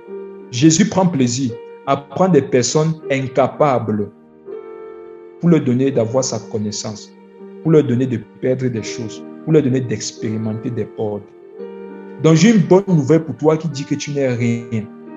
Tu es dans les parfaites conditions pour que Dieu t'utilise. Une bonne nouvelle pour toi qui dit que tu es 0, c'est la vérité, ce n'est pas l'humilité, c'est la vérité. Quand tu dis que tu es 0, tu n'es pas en train d'être humble, tu dis la vérité. Et ce 0-là, c'est lui qui donne à 4 sa puissance. Quel encore de mystère que ça cache? Ça cache le fait que, frère, bien que Jésus soit le Dalet, Jésus ne pourra être manifesté dans le monde avec une certaine autorité, une certaine puissance que si des 0 acceptent de se greffer à lui. Jésus sans nous est peu efficace. Je vous dis la vérité, frère. Il y a des choses que ce n'est pas le Seigneur qui va encore faire aujourd'hui. C'est nous qui devons le faire, étant greffés en lui. Jésus n'est plus là physiquement. Mais il est là spirituellement, il est greffé en nous. Les personnes ne peuvent plus le voir, mais ces personnes nous voient. C'est pour ça que la Bible dira que nous sommes des ambassadeurs. Aujourd'hui, 4 se cache pour qu'on puisse voir 0. Et les 0, frères, ils sont très dangereux. Les 0 sont des personnes qui ne connaissent pas grand-chose, mais qui cherchent la connaissance. Les 0 sont des personnes qui n'ont pas tout compris, mais qui cherchent la connaissance. Les 0 sont des personnes qui ont des infimités, qui ont encore des problèmes dans leur caractère, mais qui savent qu'en 4, il y a un impossible. Le Seigneur me sanctifie. Il fait une œuvre dans ma vie et je continue avec lui. Et les 0 savent que pas besoin d'atteindre le chiffre 4 pour faire une œuvre, parce que je ne serai jamais Dalet. C'est Jésus Dalet. Donc, frère, n'attends pas de croire qu'un jour tu seras parfait à tes propres yeux pour te lever pour le Seigneur. Le Seigneur veut des 0. Et si tu crois un jour que tu es 1, c'est que tu es dans l'orgueil. Si tu crois un jour que tu es 2, que tu es 3, que tu es 10, tu es dans l'orgueil, frère, tu es 0. Et c'est en Jésus que ce 0-là donne à 4 la capacité d'être 40. Dans le jeûne de Jésus pendant ces 40 jours, c'était le fait que Jésus va aller dans le désert. Autre chose, 40 veut dire, 40 en hébreu c'est même, M-E-M. Et c'est de ce mot qu'on a le mot maïm. Et que veut dire maïm? 40 en hébreu même. Ça veut dire les eaux. Les eaux. Frère, pendant ce jeûne de 40 jours, Jésus était certes dans un désert, mais c'était pour prendre les eaux. Physiquement parlant, pour ceux qui voient les choses simplement, Jésus était dans un lieu où il n'y a pas d'eau. Mais pour ceux qui ont l'esprit, qui comprennent le langage spirituel, Jésus était en train de nager dans une grande mer. Quand tu traverses un désert, tu crois que tu es dans un lieu sec si tu vois les choses simplement. Mais si tu vois les choses spirituellement, tu vas te rendre compte que tu es même en train de te noyer. On se noie dans le désert, frère. Parce que Maïm 40, ce jeûne-là, c'était les eaux. Frère, le Seigneur Jésus, pendant ces 40 jours de jeûne, dans un désert, nous greffait à lui. Nous greffait à lui pour pouvoir aller chercher les eaux et nous donner la capacité avec lui d'être 40 et de manifester le Dalet au monde entier. Donc peut-être tu n'as jamais fait un jeûne de 40 jours. Mais laisse-moi te dire que tu peux manifester. Tu peux manifester ce que Jésus, qui a fait 40 jours, a manifesté. Quand Jésus est sorti du désert, la Bible dit au verset 14 qu'il était revêtu de la puissance de l'Esprit. Et c'est la grâce que nous avons. Nous n'avons pas forcément fait des jeûnes de 40 jours, mais nous sommes revêtus de la puissance de l'Esprit. Peut-être pas autant que Jésus. Il est vrai que par rapport au jeûne, plus tu vas être consacré au jeûne, plus tu manifesteras la puissance. Mais ce que je dis, c'est quoi? C'est que Jésus a fait beaucoup de choses au travers de ce jeûne de 40 jours, dont aujourd'hui nous bénéficions gratuitement. Et frère, comment le manifester? C'est juste d'avoir foi. C'est de croire que Jésus peut ressusciter Lazare maintenant. C'est de croire que Jésus peut parler maintenant et la maladie part. Et le démon part. Et les conversions s'opèrent. Frères et sœurs, nous sommes 0, mais avec Jésus, nous sommes 40. Dalet, Maïm. Nous sommes dans les eaux. Et la Bible nous dit que tous ceux qui sont en Christ, les fleuves d'eau jaillissent d'eux. Les eaux que Jésus est parti chercher dans le désert, dans le 40, ces eaux-là sont en nous et jaillissent pour rafraîchir les hommes et les femmes de par la terre. On va revenir dans le texte de Jean 11.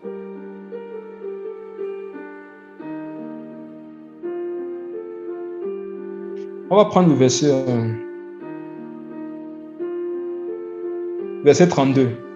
Au verset 32, la parole nous dit: puis quand Marie fut arrivée où était Jésus et qu'elle le vit, elle se jeta à ses pieds lui disant: Seigneur, si tu avais été ici, mon frère ne serait pas mort. Quand Jésus la vit pleurer et que les Juifs venus avec elle pleuraient aussi, il frémit en son esprit et fut ému et dit: où l'avez-vous mis? Il lui dit: Seigneur, viens et le vois. Jésus pleura.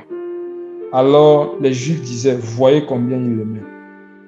Frères et sœurs, qui peut me dire la raison pour laquelle le Seigneur a pleuré? Pourquoi le Seigneur a pleuré? Faisons dans le texte. Marie dit au Seigneur: Seigneur, si tu avais été ici, mon frère ne serait pas mort. C'est une accusation. Marie est en train d'accuser Jésus. Comme parfois nous pouvons accuser le Seigneur dans nos prières. Et frères et sœurs, faisons attention lorsque nous prions. L'une des informations que nous devons toujours garder en esprit lorsque nous prions, c'est que ce pourquoi nous prions, si c'est conforme à la volonté du Seigneur, le Seigneur le veut plus que nous. Donc soyons frères humbles. L'une des manifestations de l'orgueil, c'est de croire que tu aimes les âmes plus que Jésus. Et des personnes dans leur prière parfois accusent le Seigneur. Seigneur, ne vois-tu pas les gens qui s'égarent?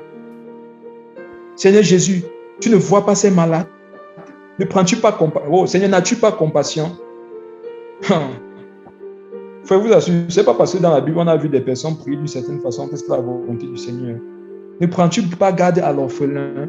Des questions parfois nous vont poser au Seigneur. On demande au Seigneur s'il ne voit pas les gens qui souffrent. Le Seigneur les voit. Il veut les aider plus que nous. Donc, soyons humbles lorsque nous prions. Et c'est l'une des manifestations des accusations. Et c'est ce que Marie a fait. C'est si tu étais ici, Lazare ne serait pas mort.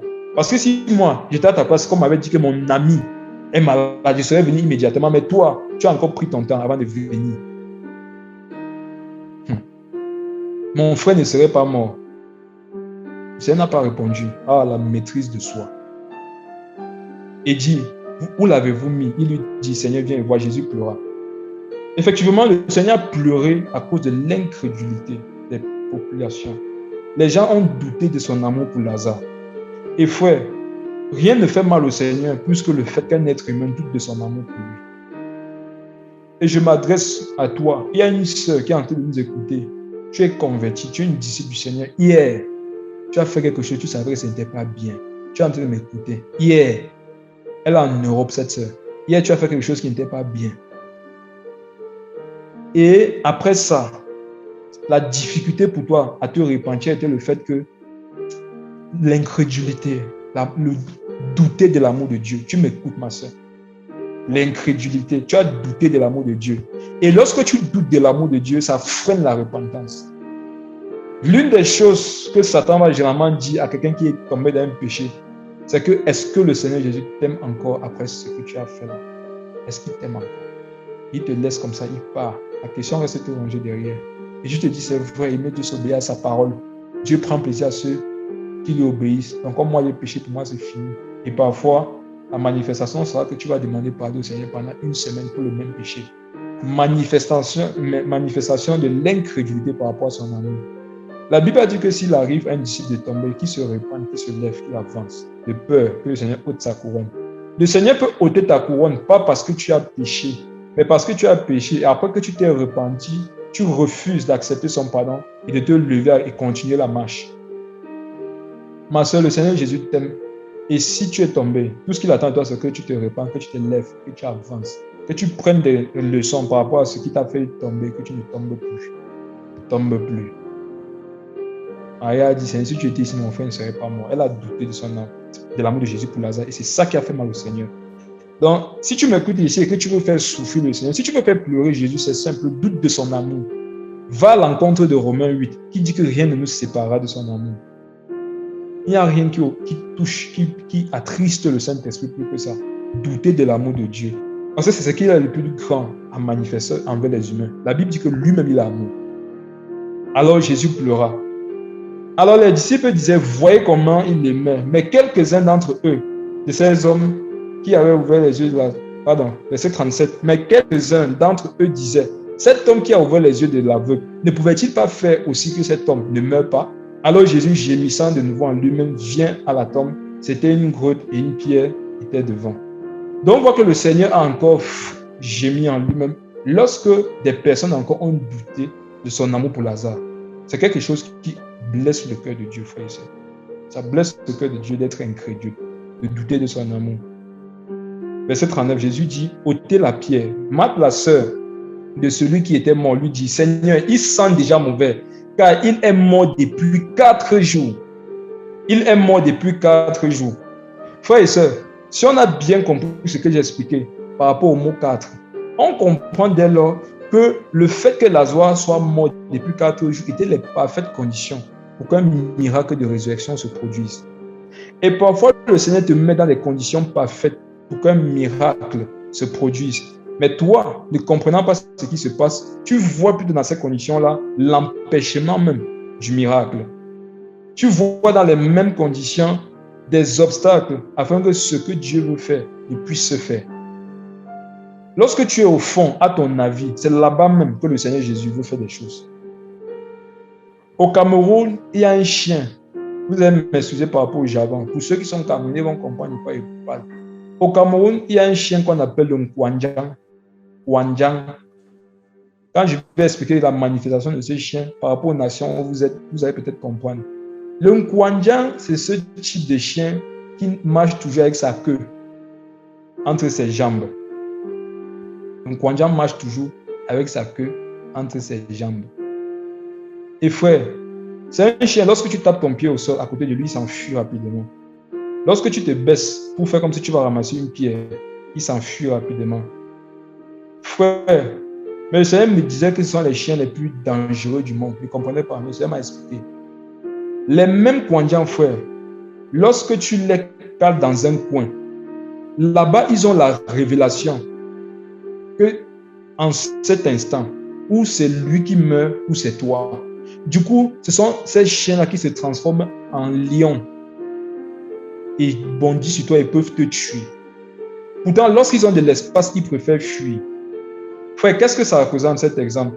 Ça représente le fait que parfois il y a des situations devant lesquelles tu peux être opposé et tu as tendance à fuir, à fuir, à fuir. Mais le Seieur je va permettre que tu sois coincé dans un lieu où tu ne peux plus t'échapper.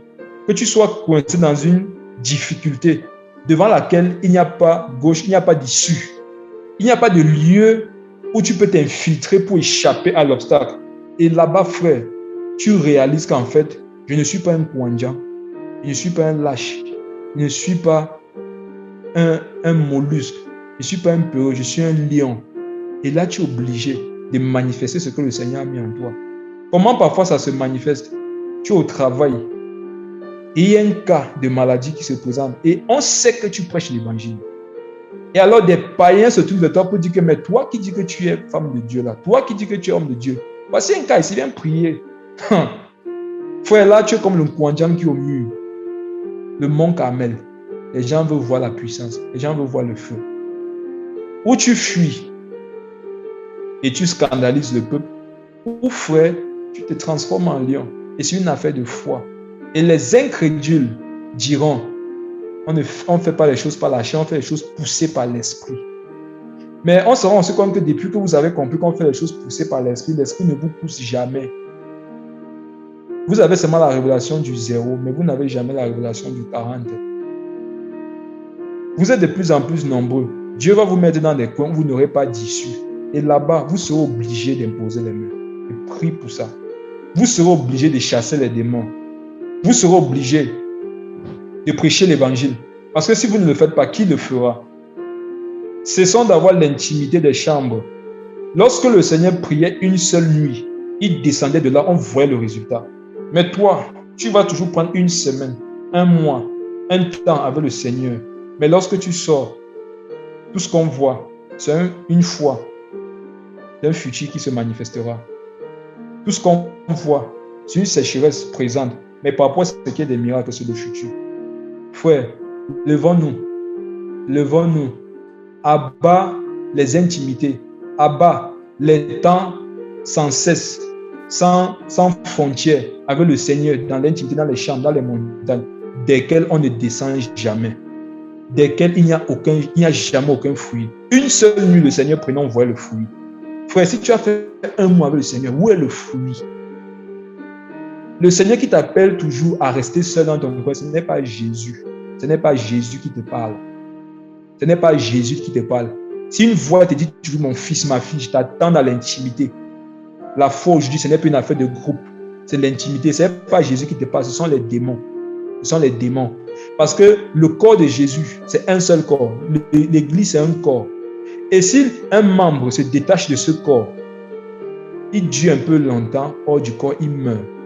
Si tu coupes le bras du corps de quelqu'un, le bras va vivre peut-être pendant 2 minutes, mais après il va mourir. Et le corps va continuer de vivre, même s'il est manchot. Et la Bible nous dit que parfois, il faut couper un membre, si c'est une occasion de chute, mais le corps continue de vivre.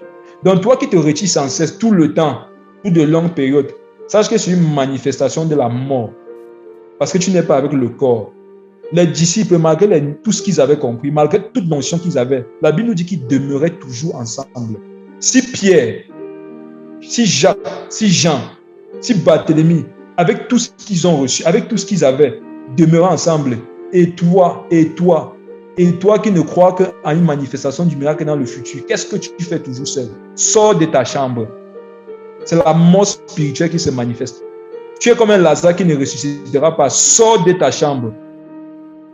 Sors de ta chambre. Quitte la montagne. Les moustiques vont te tuer là-bas. Quitte la montagne. Le froid va te tuer. Et tu crois que ce sont les persécutions. Pourtant, c'est l'incrédulité. C'est le fait d'avoir écouté les démons. Frère, que les Kouandjans deviennent des lions. Que les Kouandjans deviennent des lions. Frère, le Seigneur n'est pas mort pour rien. Le Seigneur est mort pour qu'on le révèle au monde. Le Seigneur est mort pour qu'on le révèle au monde. Jésus lui dit, elle dit, Seigneur, il est mort depuis 4 jours. Donc frère, c'est quand tu seras dans une situation qui sent déjà comme le corps de Lazare, quand tu seras dans une situation qui est en état de putréfaction, pour ceux qui ont la vision simple, dis-toi que c'est le moment idéal pour que l'onction de Dieu se manifeste. Dis-toi que les conditions sont réunies pour que Jésus agisse. Dis-toi que les conditions sont réunies pour que l'onction qui dort en toi depuis très longtemps commence à prendre vie et que les morts sortent des tombes. L'onction ne sert à rien au ciel, frère. L'onction ne sert à rien dans les frigos. L'onction sert, papa, maman, frère, soeur, dehors, où il y a le besoin. Et Jésus n'attend pas que tu sois parfait. Jésus veut les zéros. Si tu as un zéro qui a la révélation qui avait 4, ça devient 40, frère, sors, va à Béthanie, va au milieu des lieux, ils ne peuvent pas te tuer. Si ton heure n'est pas venu, sors, ils ne peuvent pas te tuer. Si tu demeures dans la lumière, si tu vois la lumière, si tu as une communion avec Dieu, si tu as une vie de prière, de jeûne, si tu lui obéis, sors, rien ne va t'arriver. Personne ne pourra te toucher. Élisée, un jour, était là et il était attaqué par l'armée syrienne. Son serviteur qui n'avait pas la vision spirituelle, mais qui voyait simplement, eu peur. Parce qu'il voyait la mort. Comme Thomas, il a dit, allons et mourons. Voici maintenant les Syriens vont nous tuer. Mais Élisée était calme. Pourquoi? Parce qu'Élisée voyait au-delà. Dans les conditions de putréfaction, Élisée voyait les chars de feu. Frères et sœurs, commençons à devenir des aveugles pour pouvoir voir. Ne seront pas des personnes qui voient physiquement, mais qui en fait sont des aveugles. Demandons au Seigneur de nous rendre aveugles afin de voir. Lorsqu'il y a quelqu'un qui est mort, qui est en putréfaction, demandons au Seigneur de fermer cette vision et de donner la vision de quelqu'un qui dort et qui, après la prière, va se relever. Qui, après la prière, parce qu'il dort, va se réveiller. Il sera un témoignage pour que l'œuvre de Dieu sans cesse avance. Le verset 40, Jésus lui dit, ne t'ai-je pas dit que si tu croirais, tu pourrais voir la gloire de Dieu. Frère, la seule condition pour voir la gloire de Dieu, ce n'est pas forcément d'abord de faire un jeûne de 40 jours. La condition pour voir la gloire de Dieu, ce n'est pas d'abord lire toute la Bible. La condition pour voir la gloire de Dieu, c'est de croire. Si tu crois, tu vas voir la gloire de Dieu. Il y a un frère dont le profil c'est « car rien n'est impossible à Dieu ». Frère, supposons que tu n'aies jamais lu toute la Bible. Mais tu crois fermement à ce verset qui dit « car rien n'est impossible à Dieu ». Qu'est-ce qui te serait impossible même si tu n'as jamais jeûné? Rien, frère. Et maintenant, le fait de manifester les choses parce que tu as compris ce verset va te donner de comprendre que pour grandir en puissance, il faudrait que tu pries, que tu jeûnes, que tu te consacres davantage au Seigneur. Frère, la seule condition, c'est de croire. Et tu peux beau avoir une vie de méditation, une vie de prière, une vie de jeûne. Mais si tu ne crois pas que ce que tu lis est réel, si tu ne crois pas que ce pourquoi tu jeûnes peut se faire, tu jeûnes pour rien, frère. Et j'insiste, ils sont nombreux qui font ça aujourd'hui. Ils passent le temps à jeûner. Ils passent le temps seuls dans des jeûnes. Je vous assure, des jeûnes terribles. Mais après, on ne voit rien. On ne voit rien. Frère, il faut croire. Croyons. Le verset 41 nous dit, il ôtait dans la pierre du lieu où le mort était couché. Et Jésus leva ses yeux au ciel et dit, Père, je te remercie de ce que tu m'as entendu. Et je savais que tu m'entends toujours. Mais je l'ai dit à cause de ce peuple qui est autour de moi, afin qu'il croie que tu m'as envoyé. Frères et sœurs, voici notre vérité. Lorsque le Seigneur arriva à Béthanie, Marie et plusieurs personnes ont été incrédules par rapport à son amour pour Lazare. Pour eux, Jésus n'a pas eu l'attitude qu'il fallait. Mais lorsque Jésus se retrouve devant la tombe, il dit, Seigneur, je te remercie de ce que tu m'as exaucé. Frère, est-ce que le Seigneur peut nous exaucer pour un sujet pour lequel on n'aurait pas prié? Est-ce que le Seigneur peut nous exaucer pour un sujet pour lequel on n'aurait pas prié? Pour parler d'exaucement, il faut prière.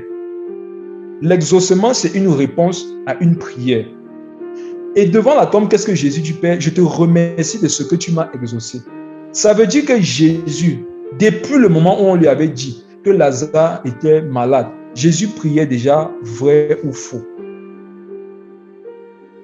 Jésus priait déjà, vrai ou faux?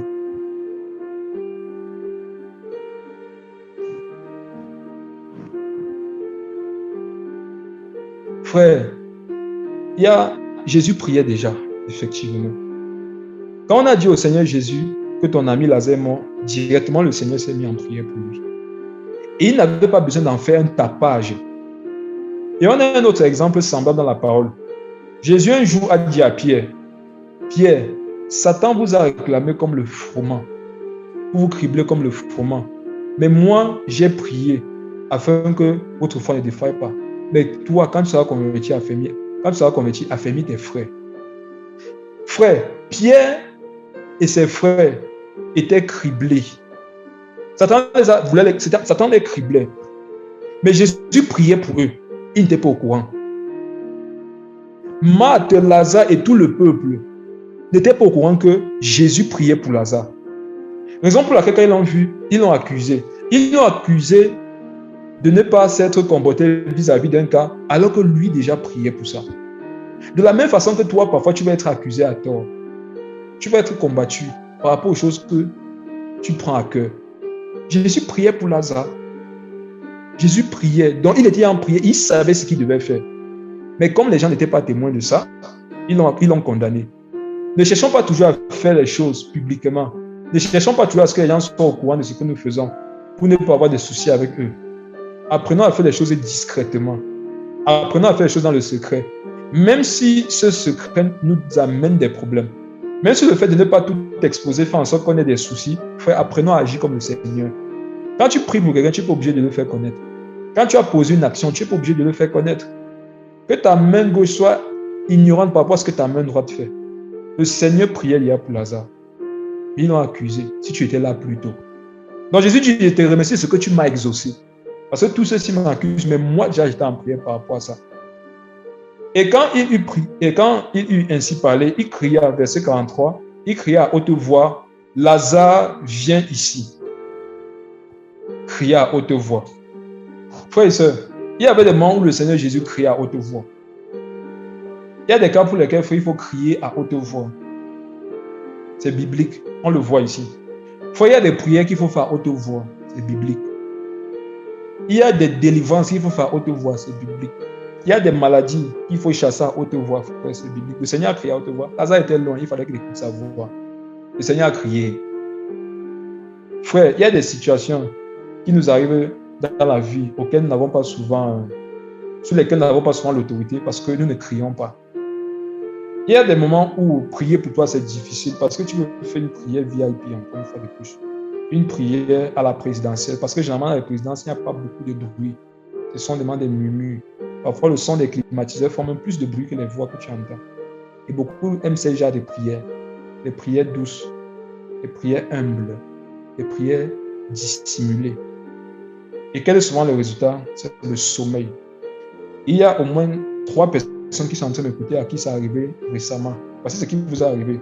Vous êtes déjà en train de prier la nuit, mais comme vous êtes dans les prières diplomatiques, le sommeil vous a pris. Et quand vous êtes levé le matin, vous avez dit, est-ce que j'ai même fini de prier hier nuit? Et ça vous arrive régulièrement et vous tombez dans le même piège. Et vous ne comprenez pas qu'à un moment, il faut crier. Parfois, les cris dans la prière, c'est pour chasser le sommeil. Si pour les études, les gens sont capables de mettre les pieds dans l'eau glacée, si pour les études, les gens sont capables de se lever, marcher pendant la nuit ou être éveillés, combien de fois ne devons-nous pas être disciplinés par rapport aux choses spirituelles, par rapport à la prière, par rapport aux jeûnes, par rapport à la méditation de la parole? Combien de fois ne devons-nous pas être assidus, disciplinés par rapport à ça? Frère, parfois, prions à haute voix. Jésus partait à la montagne parce que là-bas, il faisait des choses qu'il ne pouvait pas faire en public. On ne demande pas d'embêter les gens qui dorment parce que Jésus n'a jamais crié à haute voix lorsque les disciples dormaient. Il allait à la montagne faire certaines choses. Trouvons-nous des montagnes, trouvons-nous des lieux déserts où on peut crier. On voit que même ces lieux déserts, c'est où on trouve généralement l'eau. Il y a des eaux que tu ne recevras que parce que tu as crié. Parce que tu as crié. Le cri, c'est la manifestation parfois de la vie. Et on voit ça chez les bébés. Il faut crier devant des situations. Il y a des situations qui te fatiguent, il faut crier sur ces situations-là. Quand on est en colère, on crie sur quelque chose. Parfois, les gens sont en colère, ils crient sur les gens pour amener un certain ordre. Crions sur les démons. Crions sur la maladie. Crions contre le sommeil. Crions contre la paresse. Crions, frère. Prenons autorité par rapport à ça. Jésus a crié, Lazare, viens ici. C'était un ordre, c'était une autorité qui mettait en exergue. Et celui qui était mort, les mains et les pieds liés de bandes et son visage enveloppé d'un linge, Jésus leur dit, déliez-le et laissez-le aller. Frère, le verset 44 aussi exprime une autre vérité très dangereuse. La parole nous dit au verset 44, et celui qui était mort sortit à la résurrection, les mains et les pieds liés de bandes, et son visage enveloppé d'un linge. Jésus leur dit, déliez-le et laissez-le aller. Frère, après que le Seigneur ait ressuscité Lazare, il a donné un ordre bien précis. Le premier ordre était de délier Lazare. Il fallait le délier. Le deuxième ordre était de le laisser aller. Frère, qu'est-ce que ça représente? Il y a des personnes qui ont manifesté le dalle en Jésus. Ils ont accepté de perdre des choses. Perdre le péché, perdre l'orgueil, perdre l'estime du moi, perdre leur ego. Et ils sont entrés dans le date, qui est toujours dans le dalet, dans la connaissance de Dieu. Et ils ont aussi expérimenté le dalet. C'est-à-dire qu'ils sont passés par la porte qui est Jésus. Et frère, ces personnes-là meurent et ressuscitent. Et c'est ce qui s'est passé à la conversion pour chacun d'entre nous. La parole dit, personne ne peut voir Dieu et vivre. Tous ceux qui m'écoutent et qui sont convertis, vous n'avez peut-être pas vécu l'expérience de Lazare de façon physique, mais nous l'avons tous vécu de façon spirituelle. Nous sommes morts au péché et nous sommes nés de nouveau dans la sainteté. Et qu'est-ce que ça implique? Ça implique que quand tu te convertis au Seigneur Jésus, tu es comme Lazare qui sort du tombeau parce que tu as perdu ton ancienne vie pour passer par la porte qui est Jésus. Et qu'est-ce que le Seigneur donne comme ordre sur ta vie? C'est que déliez-le. Déliez-moi tous les liens de tradition. Là. Déliez-moi tous les liens d'incrédulité. Déliez-moi tous les liens de péché. Là. C'est un ordre que le Seigneur donne. C'est pas une demande, c'est obligé. Déliez-moi tous les liens ancestraux. Déliez-moi le célibat. Là. Déliez-moi l'incrédulité. Déliez ça et laissez-le aller. Frère, quand le Seigneur dit laissez-le aller, qu'est-ce qui se passe? Le Lazare qui était mort, c'était un Kwanjang. Mais vous dites, frères et sœurs, celui qui est ressuscité là, c'était un lion. Parce que ce qu'il a expérimenté, frère, il est quitté de la mort à la vie. Il a tout vu, ce qu'un homme pouvait voir. Il a vu la mort, il a vu la vie. Frère, quelqu'un comme ça, ah Jésus, il ne faut pas le retenir, il risque de te faire du mal. Jésus a dit, laissez-le s'en aller. Parce que celui que vous voyez là, c'est un fou. C'est un lion. Il a enragé. Ne le retenez pas. Quand vous aurez fini de le délier, n'essayez pas de le retenir à Bethanie pour qu'il fasse des témoignages. Ne le filmez pas pour mettre sur YouTube. Ne partez pas dans sa famille. Laissez-le aller. Parce que où il est là, ce n'est pas le même Lazare.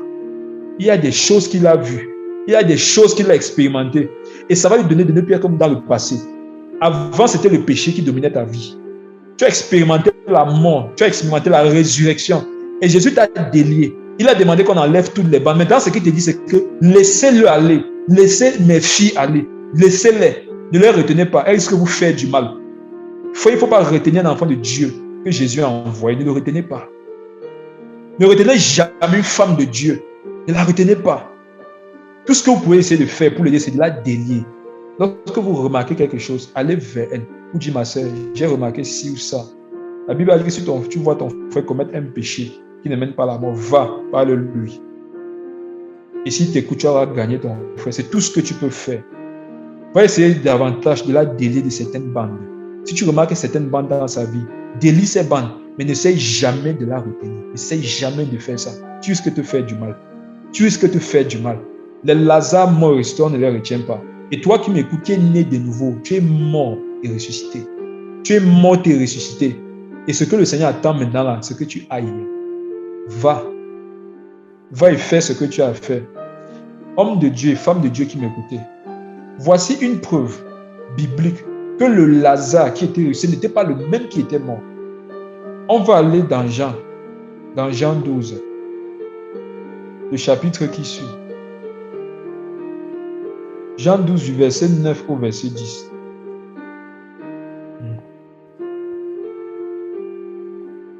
La Bible nous dit dans Jean 12, le verset 9 au verset 10. Alors une grande foule de Juifs apprit qu'il était là. Et ils virent, non seulement à cause de Jésus, mais afin de voir aussi Lazare qu'il avait ressuscité des morts. Frère, lorsque tu as expérimenté la mort et la résurrection, je voudrais te dire une chose. Les hommes ne vont pas toujours venir pour voir Jésus. Frère, il te dit non. C'est écrit. Parfois, les hommes vont venir pour te voir. Et si tu ne veux pas qu'on te voie, tu es orgueilleux.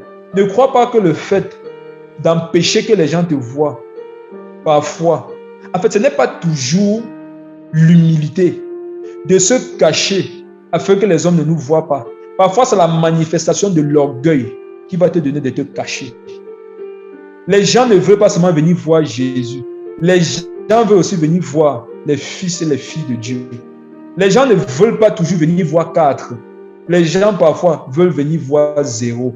C'est la raison pour laquelle, quand tu apprends parfois qu'il y a un homme ou une femme de Dieu qui vient, tu peux avoir envie de partir l'écouter parce que tu sais que celui-là ou celle-là n'est pas comme les autres. Frères et sœurs, que Dieu nous délivre des fausses humilités. Si tu as expérimenté la mort et la résurrection et que tu te caches pour que les hommes ne te voient pas, tu es ressuscité pour rien. Et tout ce que tu auras vu dans la mort et dans la vie, ça ne servira à personne. Il faut qu'on te voie. Alors ne crois pas que te cacher, c'est de l'humilité, c'est de l'orgueil. Les hommes ne viennent pas toujours pour voir Jésus. Parfois, les hommes viennent pour voir. Qui sont ces hommes sans instruction qui font des miracles? Qui sont ces femmes avec qui nous étions aussi au quartier, qui désormais chassent les démons, guérissent les malades?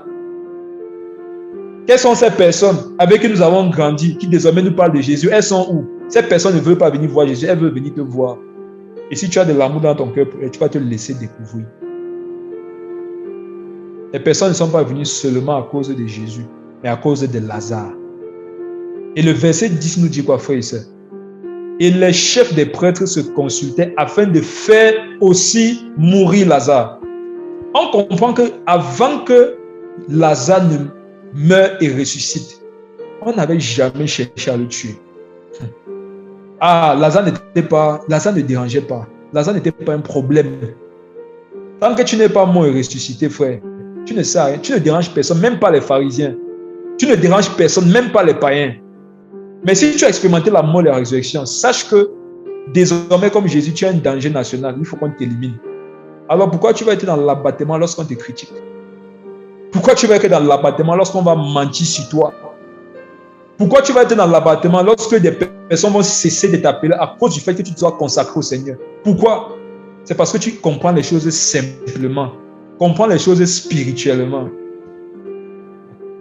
On a aussi cherché désormais à tuer Lazare. Après la résurrection, avant la résurrection, on ne cherchait pas à le tuer. Mais après la résurrection, on cherchait aussi à le tuer. On cherchait aussi à le tuer. Si tu m'écoutes et que tu es mort et ressuscité en Jésus, ne sois pas dérangé de ce qu'on cherche à te tuer. Dis-toi plus que c'est une manifestation. Comment dire ça exprime plutôt une vérité. C'est que désormais, tu n'es plus le même. Le chat est mort, frère. Le chat est mort. Et un chat, lorsqu'on le jette dans un carrefour, il n'y a pas de tumulte, il n'y a pas de désordre. Mais si on jette un lion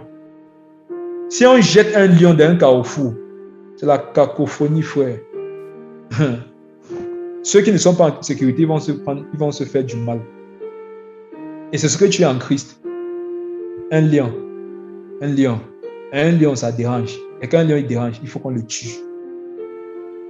Mais comme la parole nous l'a dit plus haut, tant que tu marches dans la lumière, tu ne crains rien. Tu ne peux pas trébucher. Homme de Dieu, femme de Dieu, toi qui m'écoutes, toi qui es mort et ressuscité en Jésus, on ne peut pas te toucher. On ne peut pas te toucher. Faisons une parenthèse par rapport à Dalet encore, qui veut dire la porte. On a dit que Jésus c'est la porte. Voici notre vérité par rapport à ça. Jésus-Christ est la porte, le Dalet que nous expérimentons dans la mort et la résurrection. Et lorsqu'on lit la parole de Dieu dans Apocalypse 3 au verset 20, la Bible dit là-bas que Jésus est à la porte et il frappe. Et celui qui entend sa voix et lui ouvre, le Seigneur entre et soupe avec lui. On comprend que nous aussi, nous sommes, comment on veut dire ça, il y a une porte que c'est nous qui pouvons ouvrir. Et le Seigneur frappe à cette porte-là. C'est toujours le Dalet. Le Seigneur frappe à la porte de ton cœur et dit, est-ce que tu ne voudrais pas m'ouvrir ou perdre certaines choses afin que moi j'aime et qu'on communie ensemble? Et on voit que quand le Seigneur frappe, il dit que c'est celui qui entend ma voix. Donc quand le Seigneur frappe, ce n'est pas un bruit que tu écoutes. Quand le Seigneur frappe à la porte de ton cœur, il dit je frappe et celui qui entend ma voix. Quand le Seigneur frappe, c'est sa voix que tu entends. Donc le Seigneur, sa façon à lui de vouloir entrer en nous, ce n'est pas par des bruits d'une main qui cogne une porte, c'est pas sa voix. Et sa voix, c'est la parole. Donc c'est pas sa parole que le Seigneur veut nous donner de perdre des choses. Il veut nous donner de vivre des choses. Et quand le Seigneur nous dit qu'il entre, avant ça, on voit qu'il y a une porte que c'est nous qui ouvrons, mais il y a aussi une porte que c'est le Seigneur qui ouvre. Et c'est la vérité que exprime Matthieu 7,7. Frappez, l'on vous ouvrira. Le premier à ouvrir, c'est le Seigneur lui-même. Donc il y a une porte que c'est nous qui ouvrons au Seigneur. Il y a une porte que c'est le Seigneur qui nous ouvre. Et ça exprime une parfaite histoire d'amour. Le Seigneur voudrait parfois que c'est nous qui lui ouvrons nos cœurs. Et parfois, lui, il voudrait que ce soit lui qui ouvre nos cœurs. Et c'est ça l'image de la communion qui se passe lorsqu'on ouvre. Et quand on ouvre, on communie ensemble. Il dit que je souperai. C'est l'image aussi du repas du Seigneur. Et on sait que le roi du Seigneur fait allusion à sa mort et à sa résurrection.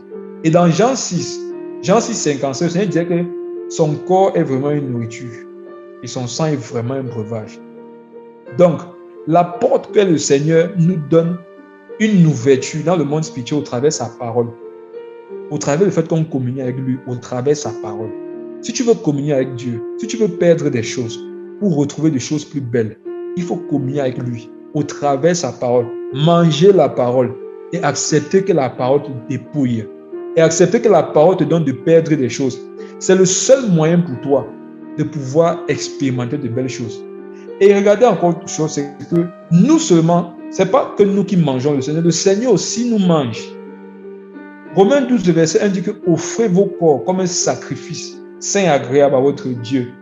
Donc on s'offre en sacrifice. Le Seigneur Jésus nous mange et lui-même, il se donne à nous et on le mange. Frère, c'est ça la communion dont Apocalypse 3:20 parle. On souffre mutuellement des portes et on se mange réciproquement.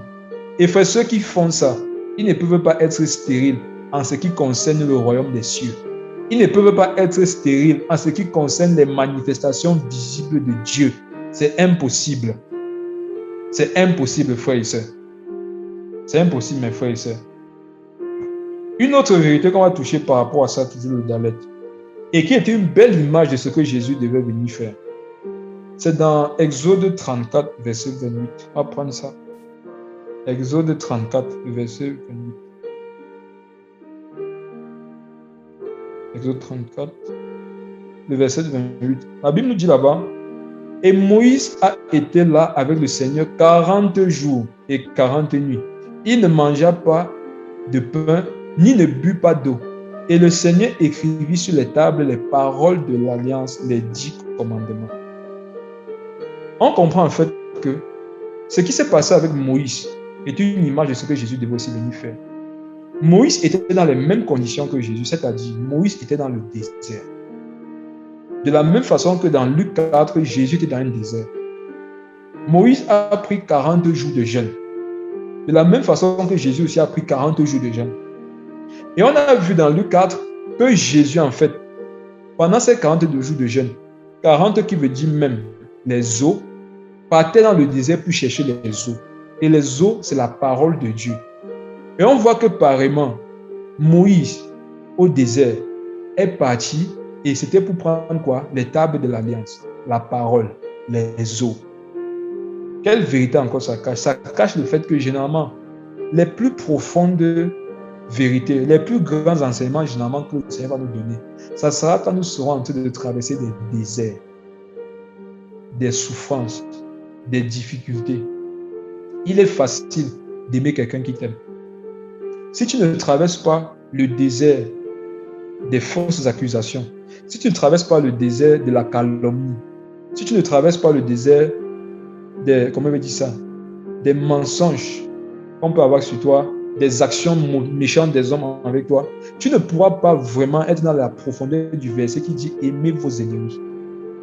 Le désert nous permet d'expérimenter certaines vérités bibliques. Il faudrait bien avoir des ennemis pour pouvoir les aimer. Si des personnes ne s'établissent pas comme ennemis dans ta vie, tu ne pourras jamais expérimenter le verset qui dit « Aimez vos ennemis ».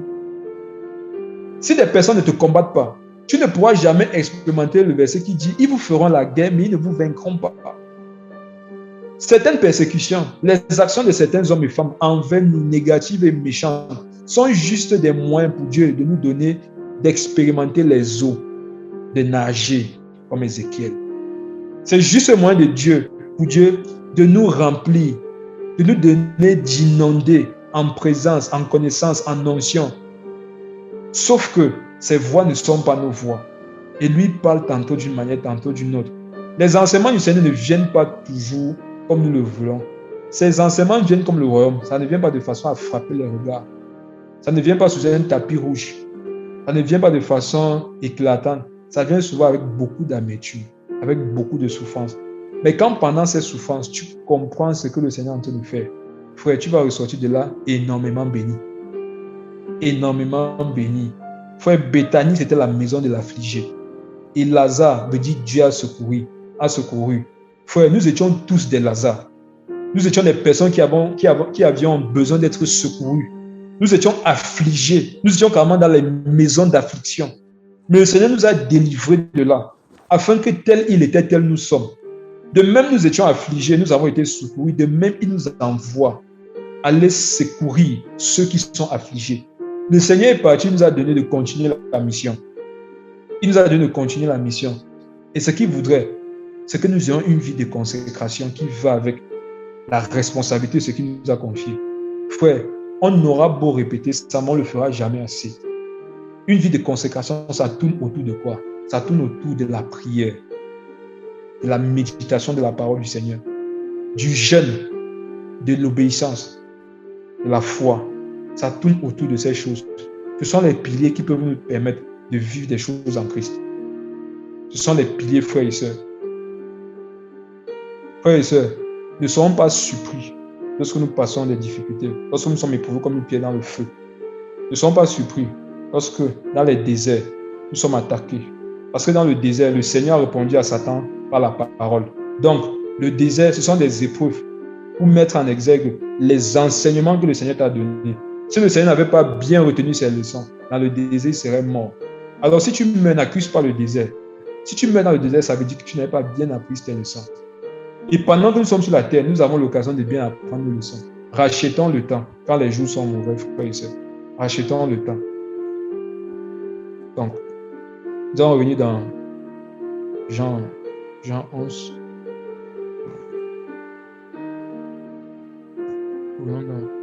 Jean 11.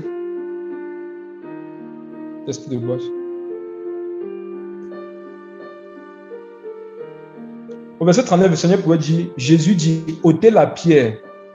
Marthe, la sœur de Lazare qui était mort, lui dit, Seigneur, il sent déjà mauvais, car il est mort depuis 4 jours. Et frère, je voudrais finir par là. L'une des choses qui vont nous donner de pouvoir sortir de la tombe et d'aller, ça commence par le fait d'ôter la pierre. Qu'elle représente la pierre? La pierre représente toutes ces choses qui peuvent nous empêcher de sortir du tombeau. Et la principale chose qui donne à un disciple de ne pas sortir du tombeau, mais de demeurer dans la mort, c'est la haine. C'est la haine. C'est la haine. Si dans ton cœur il n'y a pas l'amour, frère, cherchons l'amour. Cherchons l'amour, frère et sœur. Parce que tout le reste dépend de ça. La Bible dira que même si tu donnes ton corps en holocauste, si tu n'as pas l'amour, ça ne te sert à rien. Et la pierre par excellence qui est dressée dans le temple aujourd'hui, la pierre principale qu'on peut voir se manifester dans le monde aujourd'hui, c'est la pierre de la haine. Ce ne sont plus les païens qui combattent les disciples du Seigneur, ce sont les chrétiens. Ce ne sont plus les sorciers inconvertis qui combattent les enfants du Seigneur, ce sont les chrétiens. Les démons sont tellement dans le repos. Les païens sont tellement dans le repos. Parce qu'en fait, le travail et la charge qu'ils avaient reçue de Satan a été prise par beaucoup de chrétiens, qui aujourd'hui sont ceux qui sont devenus des calomniateurs, qui sont ceux qui persécutent, qui sont ceux qui combattent l'œuvre du Seigneur. Frère, je vous assure, celui qui s'oppose à un homme ou une femme de Dieu, à un disciple du Seigneur Jésus, ne s'oppose pas à un homme, il s'oppose au Seigneur lui-même. Ayons l'amour dans nos cœurs. Et l'une des manifestations de l'amour des pierres, l'une des manifestations de cet amour, qui doit ôter la pierre. C'est le fait d'apprendre à parler de son frère et de sa sœur en bien. L'une des dissimulations de la haine, c'est de parler mal des gens. C'est de parler mal des gens, je vous assure. Et beaucoup de personnes tombent dans le piège parce que ce n'est pas l'impudicité, ce n'est pas une boîte de nuit. C'est quelque chose de très subtil. On vient te parler en mal de quelqu'un. C'est vrai peut-être ce que la personne a fait, mais est-ce que toi tu commandes? Ou est-ce que tu vois quelqu'un qui est en difficulté, qui a besoin d'aide? Si tu vois quelqu'un qui a difficulté, qui a besoin d'aide, tu as l'amour dans ton cœur. Mais si tu argumentes ce qui est dit par rapport à quelqu'un qui a chuté, qui est en difficulté, même si c'est vrai, frère, c'est une manifestation de la haine. Aimons-nous les uns les autres. Jésus disait dans Matthieu 7,12 que ce que vous aimeriez que les hommes fassent pour vous, faites-le de même pour eux. Si tu aimerais que lorsque tu es en difficulté, si tu aimerais que lorsque tu es au sol, les personnes te relèvent, frère, fais-le pour les autres. Et lorsque tu es dans cette situation, le Seigneur, au travers des personnes, le fera pour toi. Frère, faisons attention à notre langue. La langue est le principal moyen par lequel le Seigneur est le principal moyen par lequel Satan maintient des pierres devant les tombeaux et empêche beaucoup d'enfants de Dieu de se lever.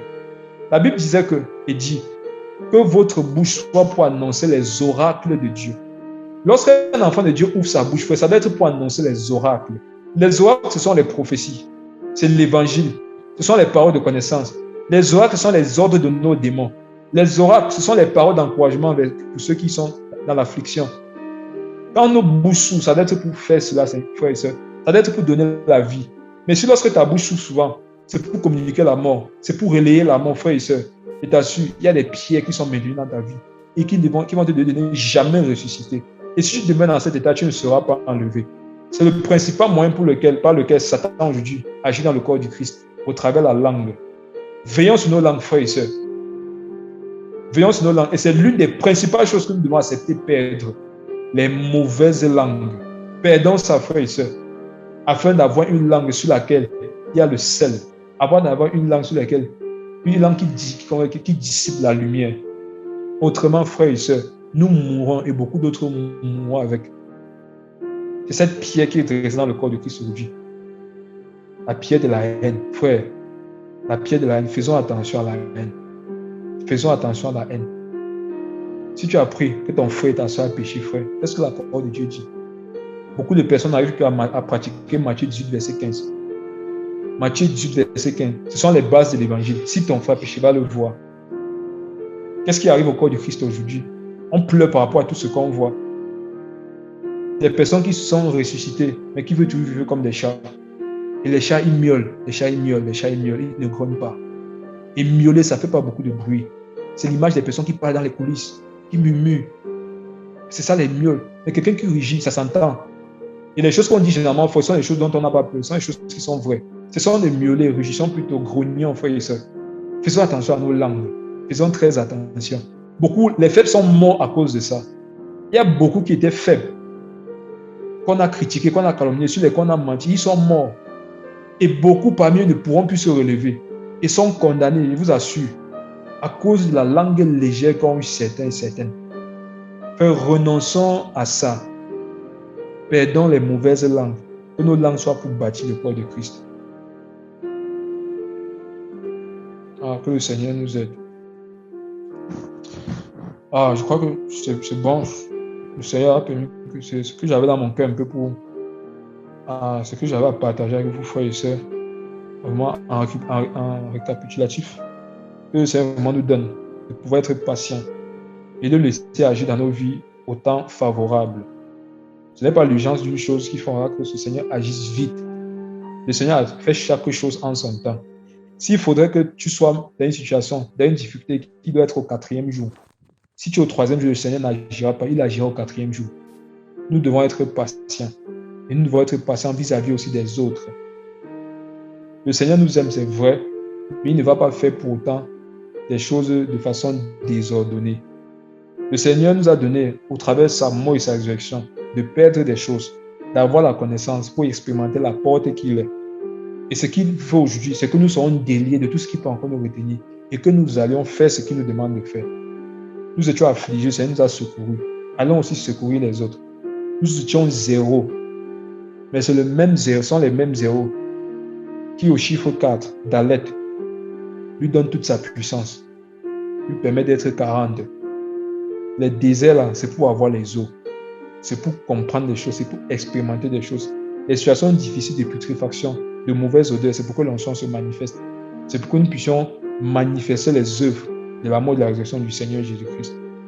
Le désert, là, c'est pour que nous serons remplis. C'est pour que nous serons remplis. Dans Luc 4, verset 14, Jésus est sorti du désert, frère, rempli. Si tu n'expérimentes le désert, tu n'expérimentes pas le désert, tu ne pourras pas sortir de là rempli. Acceptons les déserts. Acceptons que les hommes ne nous aiment pas forcément à cause de la vérité. Acceptons les calomnies. Acceptons tout ça. Ce sont des serviteurs, ce sont des cornes entre les mains du Seigneur pour nous oindre. Frère, si tu vois tes ennemis comme ça, tu pourras facilement les aimer et prier pour toi. Nous devons voir nos ennemis comme des coupes entre les mains du Seigneur dans lesquelles il y a de l'huile. Et au travers de l'huile, le Seigneur nous oint. Comment peux-tu te mettre en colère contre une coupe que Dieu utilise pour te oindre? Comment peux-tu te mettre en colère contre une corne dans laquelle le Seigneur a mis de l'huile pour te oindre? Quand quelqu'un te critique, frère, tu dois bénir le Seigneur pour sa vie et prier quand même qu'il se répande parce qu'il meurt comme s'il part en paix. Mais pendant qu'il est dans cette situation, frère, il est un instrument entre les mains du Seigneur pour te oindre. Nos ennemis, ceux qui nous critiquent, qui nous attaquent, frère, sont des instruments puissants entre les mains de Dieu. S'ils ne sont pas là, on ne peut pas être oint. Je vous dis la vérité. S'ils ne sont pas, on ne peut pas être oint. C'est vrai, Judas a été égaré dans un enfer, c'est vrai. Mais quelque part, il a fait quelque chose dans l'œuvre de la croix. C'est qu'il a fait que Jésus parte à la croix. Si Jésus n'allait pas à la croix, il ne devait pas mourir. Donc parfois, ne dénonçons pas seulement Judas, soyons aussi reconnaissants. Parce qu'il a livré sa vie pour que nous soyons sauvés. Ah, frère et sœur, donc que le Seigneur nous bénisse. Que le Seigneur nous donne de comprendre cette parole-là. La Bible dit que vous êtes heureux de connaître ces choses, pourvu que vous les mettiez en pratique. Tout ce que j'ai dit là, frère, c'est la vérité, c'est biblique.